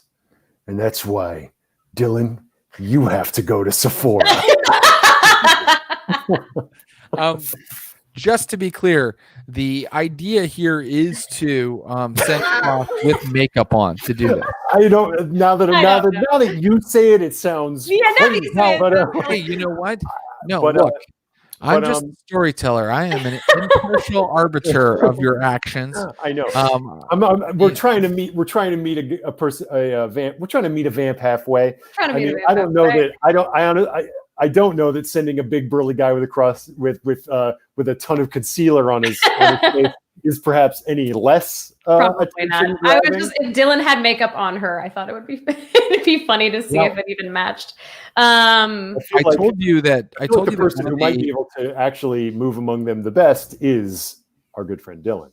But Right. And perhaps that is what you have decided to do.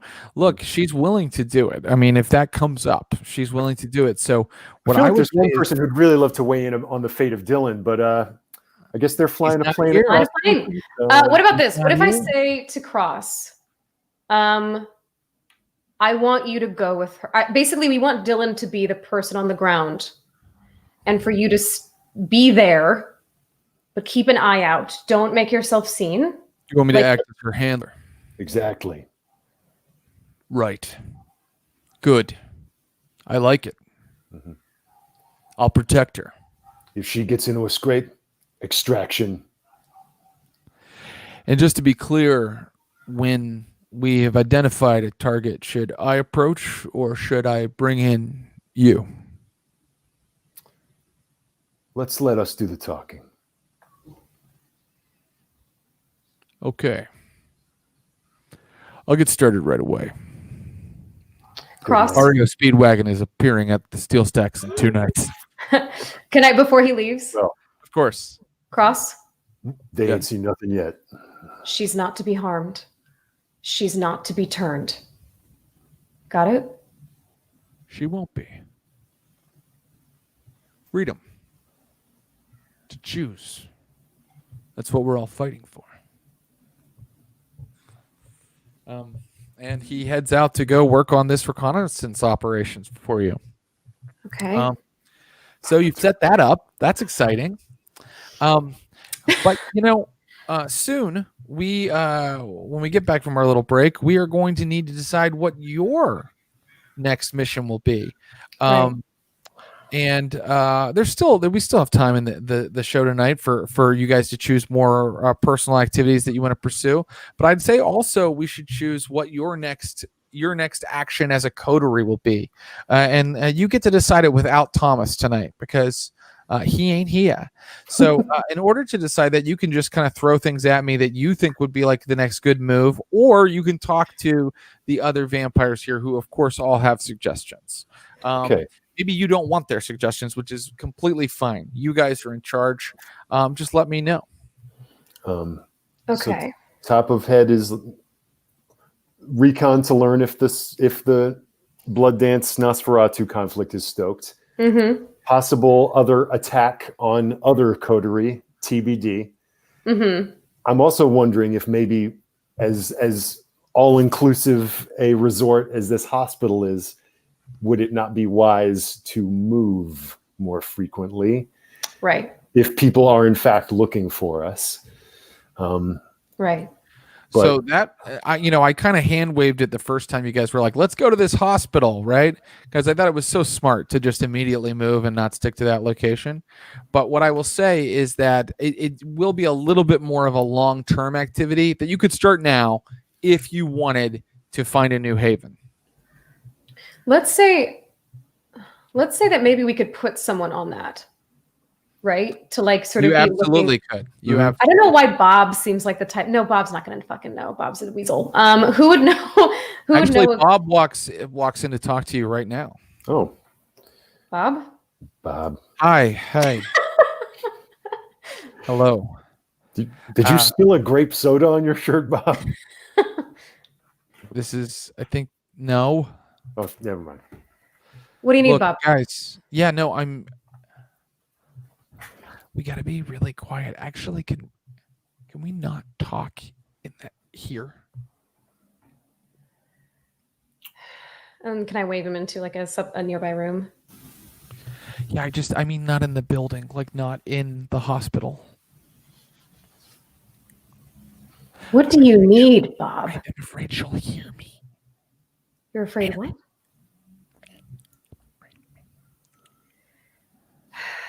Doesn't Mary have ears? This is an out of canon thing. Doesn't Mary have ears like a bat anyway? I mean, it's possible that she has the heightened senses ability, but you haven't. I don't think you've seen her exhibit it a lot, or at all, maybe. Okay. We can walk him outside, I guess. Yeah. Okay, so he walks and he keeps walking down the highway with you for a while, and he's like, I just wanted to say that, as part of the food committee, you know, maybe if Mary didn't take such a long drink. Have you noticed? Yes. Yeah, I mean, there'd be enough for everyone if she, didn't do that. Bob, look, I get that not everyone is warmed to Mary. No one wants to get on her bad side. No, So- I mean, me neither, of course. Okay. I'm saying, like, why does she do that? I mean, we don't even know how this thing works. I mean, maybe like every time she drinks from it, she's like, getting more powerful and like drawing out our essences or our souls or something. Like, do you understand any of the stuff she's talking about? Because I don't. Look,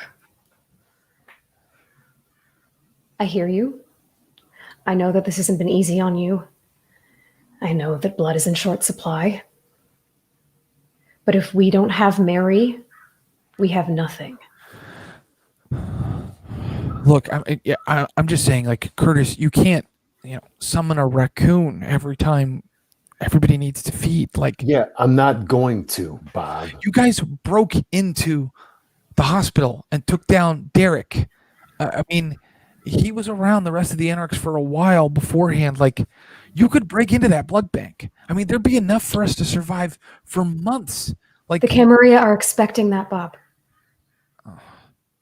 well, it was an Anarch operation before.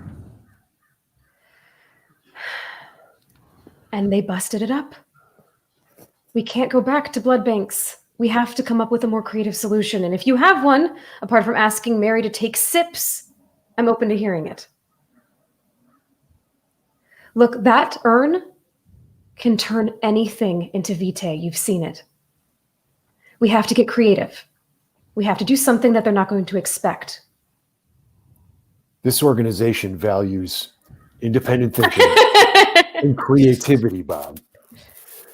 Our minds are in a box, and what we're asking now is for you to think outside the box, or outside the bag, if you will. I'm not just trying to put this on you, but do you understand the position we're in? We can't go back to the way it was before, and we can't ask Mary to behave any differently than she does. So we need to find another answer. Okay. Think creatively. I think I understand. What does that mean? I'd feel better if we knew what the urn was or how it. We'll Okay. do what we can. We'll do what we can to learn about. Are the Toreadors? No, it's the Tremors that have all the history, right? The Tremere keep a good history. The Tremere know a lot about magic. They have something at their disposal, blood sorcery. Yes. So we could. I'm not saying this to Bob, but we could try to hit them next to get those resources if we have an idea of how to do that. Although, if we find out that we don't actually need Mary for the urn, then we might have an issue on our hands with the folks that are not too keen on her. But I think what I want to do is just sort of say, like, I want to give you the resources that you need to do this job right. Okay? I don't want you to be risky. I don't want to draw any ire from the Camarilla. We have to be smart about this, but I know that we need to feed everyone. So what do you need? Well, it'd be nice if Kenya would, help, because she's been like working on something else for like night after night now, and What has she been working on? I don't know. She goes into the city. I don't know. She goes into the city? She can pass. I gotta. What is I she gotta bringing like back? concentrate to look like a person. What? Is she bringing back food, Bob? No, that's what I'm saying. She's not even helping. And like Mary's taking these giant gulps, and they, it's like we all watch her doing it. Like, she doesn't know that that's kind of rude. You know? I'll put someone else on the team with you. Oh, Okay. yeah. And maybe tell Miles to come back, whenever he's ready. Yeah. All right. Thanks, guys. We're gonna build a good hunting team. talk. We're going to build a hunting team, okay? Yeah, sure. No. Thanks. Yeah, I'm going to think creatively. Yeah. Think outside the bag. Okay. And then I immediately turn to Jen and I'm like, we need eyes on Kenya. We need to follow her into the city and know exactly where she's going and what she's doing. Well, actually, does Kenya have a phone like everyone else? Kenya has a phone. Hello. I would like to track it. Okay, great. You see you can track everybody's phone? Yeah, I guess you can. Jen Brown, if you have been very careful to set this all up. So why don't you just give me a wits plus technology roll? But in order to have kind of secretly set up tracking on people's phones, really Machiavellian. Yeah. I do want 4 successes. We're a communal freedom fighting organization that is also a Machiavellian surveillance state. She just loves to surveil things. Yeah. 4 successes. You see that there is a pin in at Pitt University. And you happen to know from your thumb drive that is one of the places that the Tremere do business, at the Cathedral of Learning. The Okay. thumb drive let you know that is not their haven, but it is one of the places that they operate out of. Okay. Not going to jump to any conclusions because I remember her saying that she wanted to know what was going on with the urn as well. So maybe she's doing some independent research, but I do think we need to talk to her. You think one of the members of the hunting committee is out there working on an urn book report? I would really love to know exactly who she's talking to. Then we're going to try to do this the right way, and we're going to try to ask her. Okay. An hour before dawn, Kenya returns, in a little Subaru, and pulls into the haven. And what I want to know is, have you set up? How are you confronting her? What have you set up to confront her? How are you doing this? I'm assuming we have quarters. Yes, you each have Right. quarters. I'm going to just sort of be, I'm not going to be like the parent with the light bulb or anything, but I'm going to be like kind of waiting. And Hey, when I see bud. her, Mhm. hey, time's it. When I see her come in, I'm going to be like, Kenya, can I talk to you for a moment? She's like holding some books in her hand. She just looks like a person. She's a thin blood like you. And she's like, yes. Won't take a second. She walks in, and even though she's thin blood, the way she moves, like, you can kind of tell you're doing a little dance around each other, a little bit beast-like. She's kind of watching you out of the corner of her eye, and you can feel something in her kind of shivering for action. Do you want Okay. me with you? Yeah, or do you I'm want me- assuming that I was going to say I think Curtis would be in the room with me. Okay, yeah, you're there too then, Curtis. So maybe when What do she you wanna arrives, say? I'm in there with Ruby. Spoke to Bob. He said you haven't really been helping gathering food, which I get. I heard that you don't hunt, but he said you've been leaving every night, and I'd like to know where. Wow. So we're not allowed to leave? I'm not demanding. I'm saying I would like to know. Because if you're not helping him get food, then I would hope you're doing something to help this group. So you're my mom now. Kenya, do you really think that you're not a part of a group that requires cohesion and accountability to stay afloat? I'm not your mother. I'm trying to keep this fucking group together. So I'd appreciate it if you acted like I wasn't trying to jump down your throat. I'm asking you a simple question. All right, rich girl. I get it. You mean business. And I believe in cohesion and responsibility, which is why, while Bob was opening cupboards looking for disgusting old dried blood bags. I was trying to figure out how the urn works. Okay. You guys haven't even asked that question. You ran off to go, what? Kill some Camarilla vampires? This is the thing that gives us the advantage.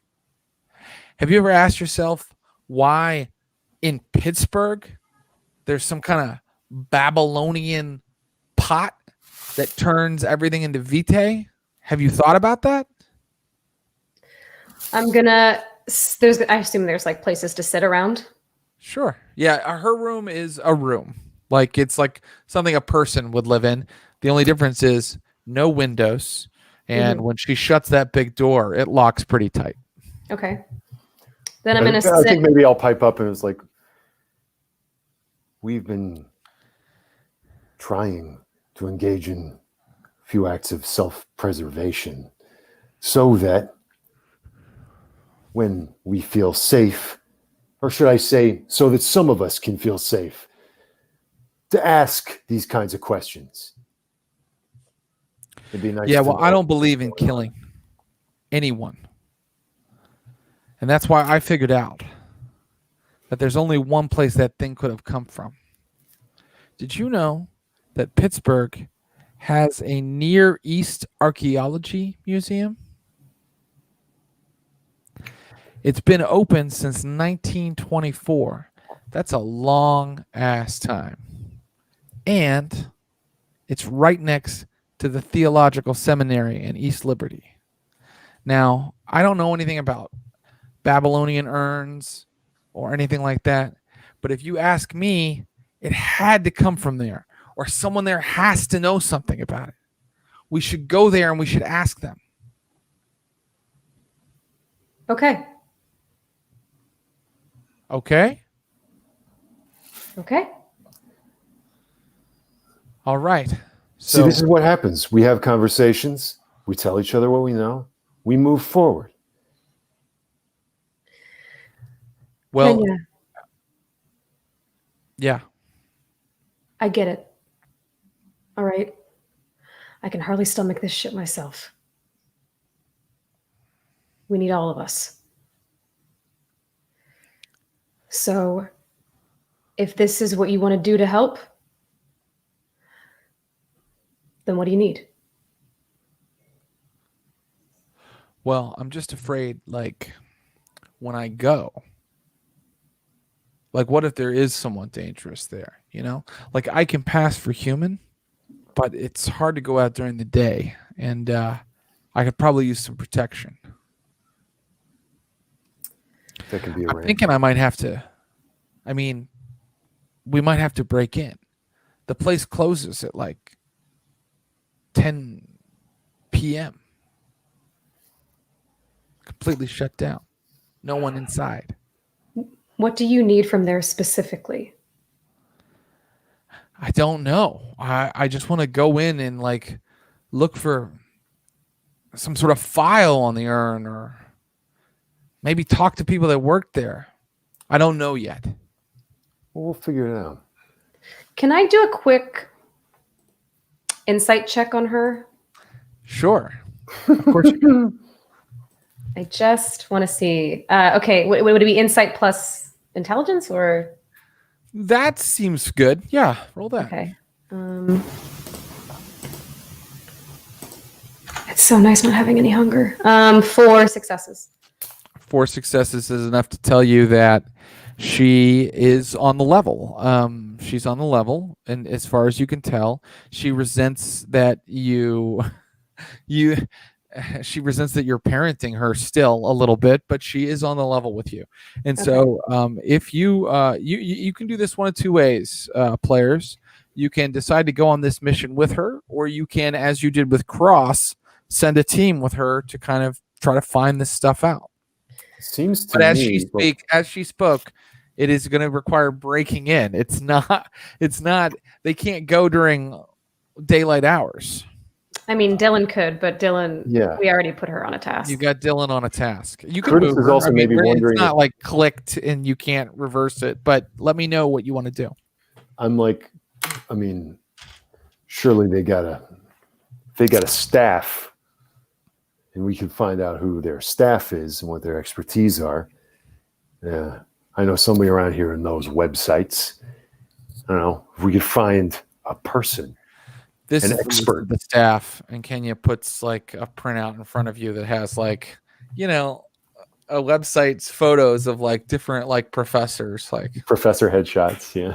yeah, exactly. I love professor headshots.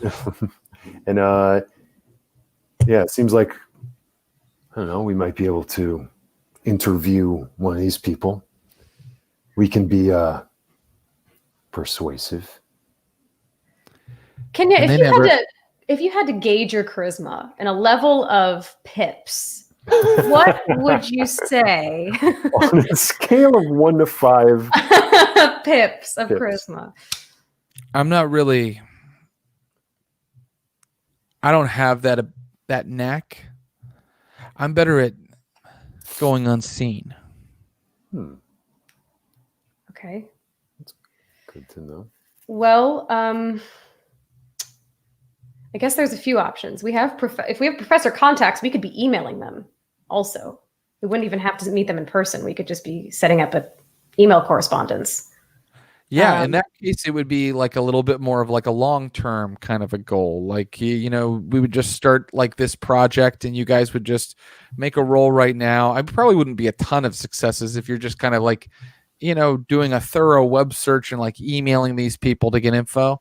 But we could start that if you'd like. Mm-hmm. What do you think? She wants. I know she wants to go now. I'm wondering though. She doesn't hate going and talking to them.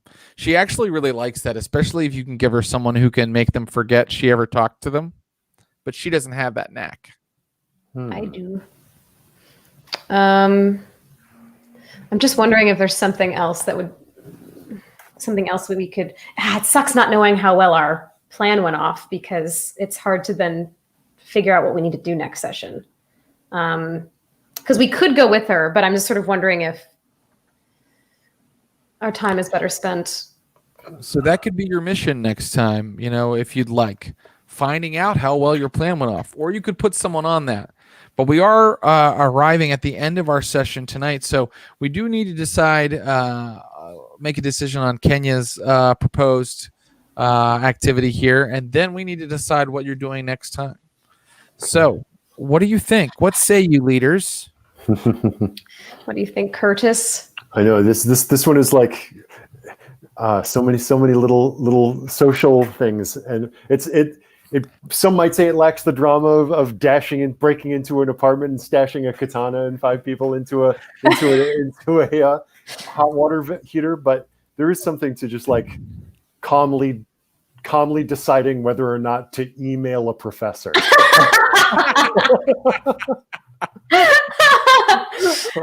I don't know. I mean, it works for me. I think that's a great way to start it. I think Kenya will be a little bit annoyed.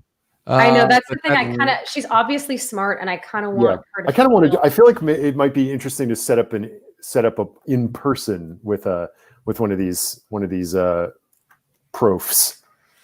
Well, I'm sure Jared would love for us to split the party, but I could go with her, and then you and Miles could do something rough and tumble on your own. Yeah. I don't hate any of that. I think that could work great. As long as you guys don't mind being kind of in different locations, but you have cell phones, right? I mean, is that where we're going to try? How do you feel about that? I'm okay with that. Okay, then if you want someone a little more smash and grab with you on this, if things go south, then I'm at your disposal. Okay. But it would be nice to know exactly what it is. This is also in a way walking into something, because if this is a stolen object, we really got to be cagey about what we say and know. Right. Well, we could just hop on this then. Yeah. We've got cross-doing surveillance. Bob's gonna do whatever the fuck Bob's doing. Yeah. You've trained and you've repaired some damage to your relationship with Mary. I think that was clutch. but I think that if you want, I mean, like it sounds like Jen Brown's going with Kenya. So, what are Curtis and Miles going to be doing during that time? You can also come. Like we could just decide that's just what we're doing. And Yeah, you want to do that? I mean, look, we don't have to, but that could totally be it. It could be an investigation into the urn next time. it's a Where loyalty mission with Kenya. yeah, we're building loyalty in the ranks. Yeah, we gave Cross a little bit of something. Yeah, we're Mhm. doing our Mass Effect 2 loyalty missions. Giving a little to get a little. Okay. Can I also say that I'm beginning the multi-night process of setting up reconnaissance, technological reconnaissance. yes, and that's to find out how your mission went, right? Mm-hmm. And it's through Sabrina and the Nosferatu. And so let's make that the final roll of the session tonight. Let's see how far you get with that. I'm gonna say, how do you just want to find out just the single time how it went, Jen Brown?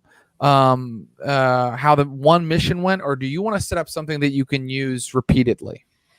I mean, ideally something that I could use repeatedly, but I know I don't think she would do it if it was going to be super, super risky. Then Jen Brown, I need 10 successes. But it's not all happening tonight. You know, Right. you can keep revisiting it.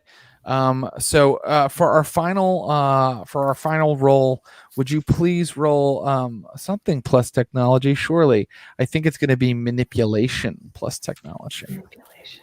Okay.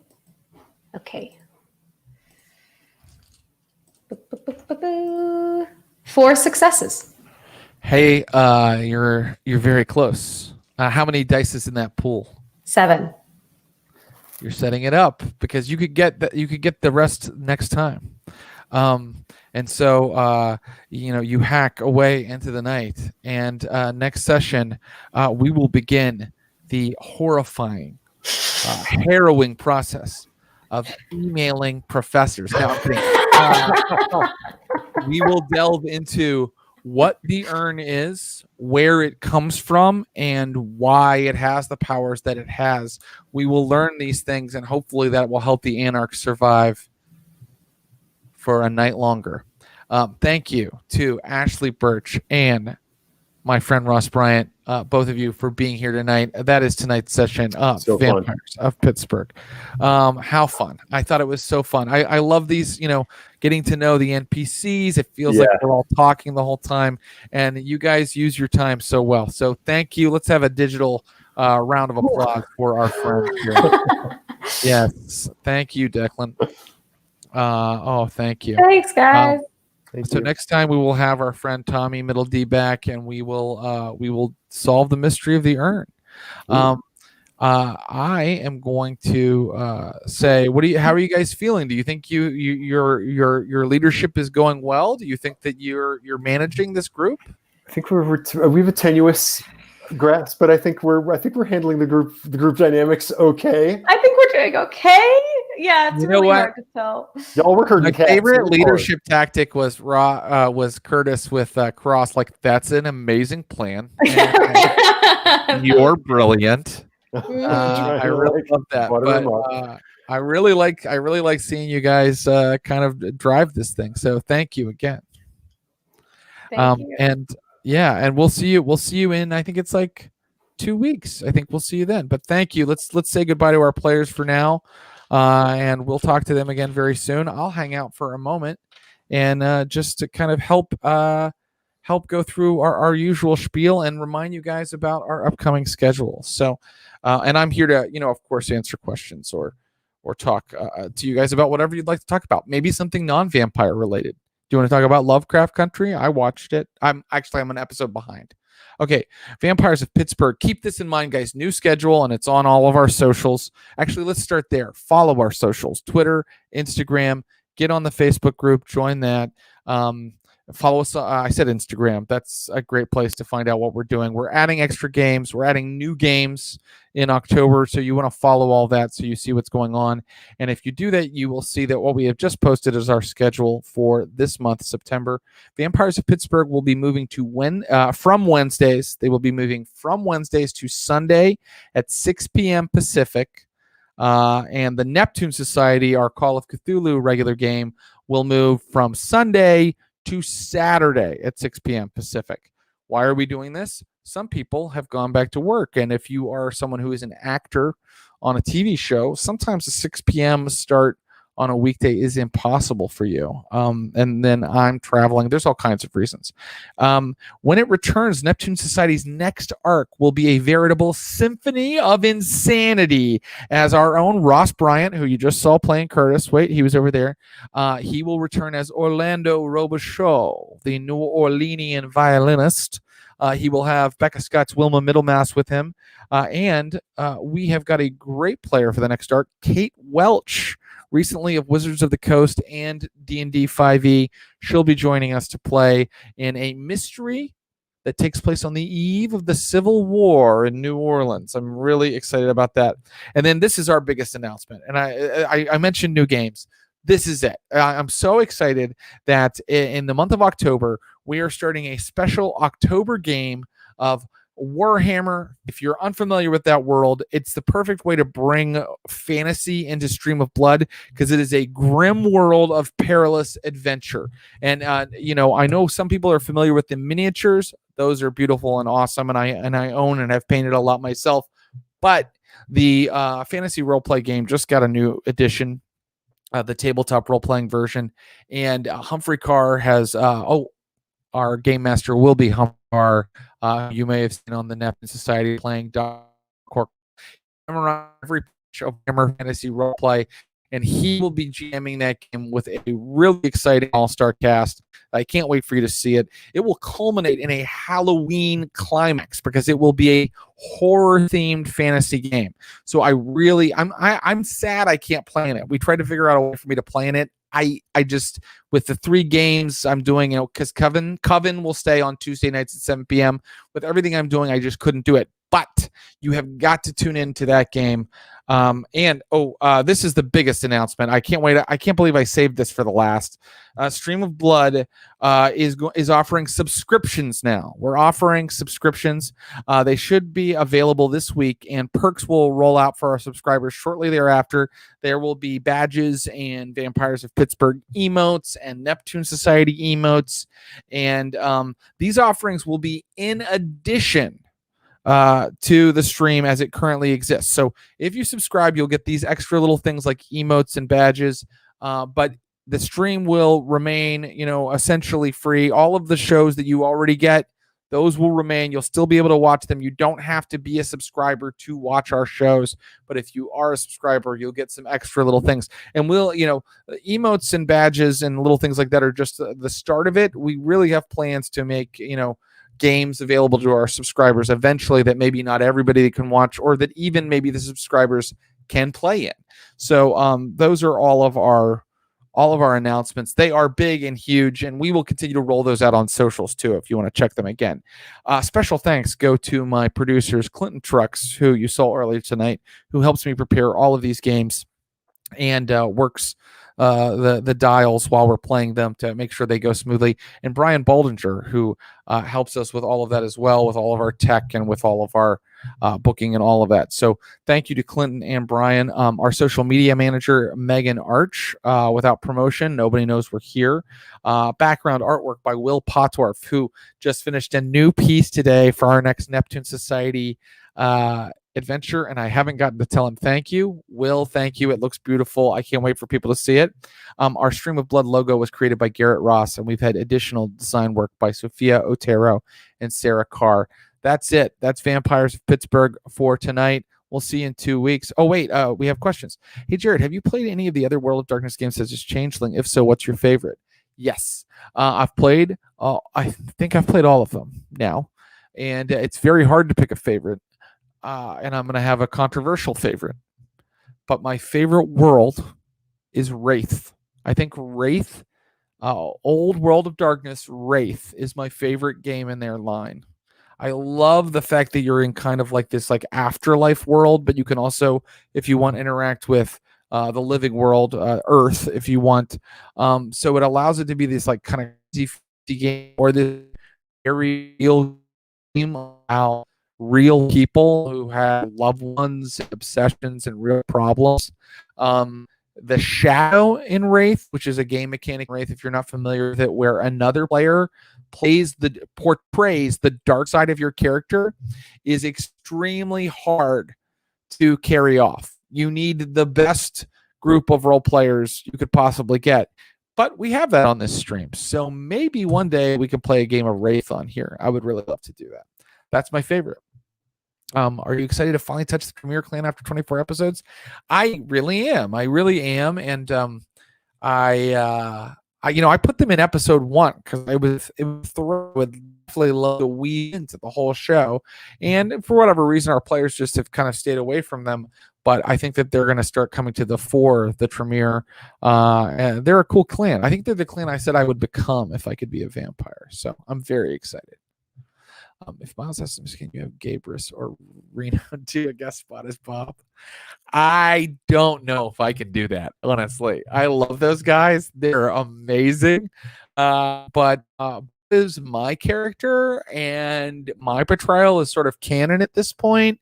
So I will say that, we haven't ruled out. I really love these 3 players, and I just want to play with these 3 for this game. But we haven't ruled out having guest stars. I think people have asked about that before, and guest stars are definitely possible. But I mean, I think Krasmalax, I think you're joking, but how crazy would a Gabrus and Reno vampire game get? I think it would get pretty wild. Everybody would have to be a Malkavian. It looks like I'm frozen on my screen all of a sudden. I think that might mean it's the end of questions and it's the end of the stream tonight. When I come back, I have a brand new spanking computer as well. So hopefully we'll have less of this kind of thing happening. I love you guys. I really appreciate you watching the stream, and we'll see you in just 2 weeks, not even that many days. I love you. #GetPink. Bye-bye.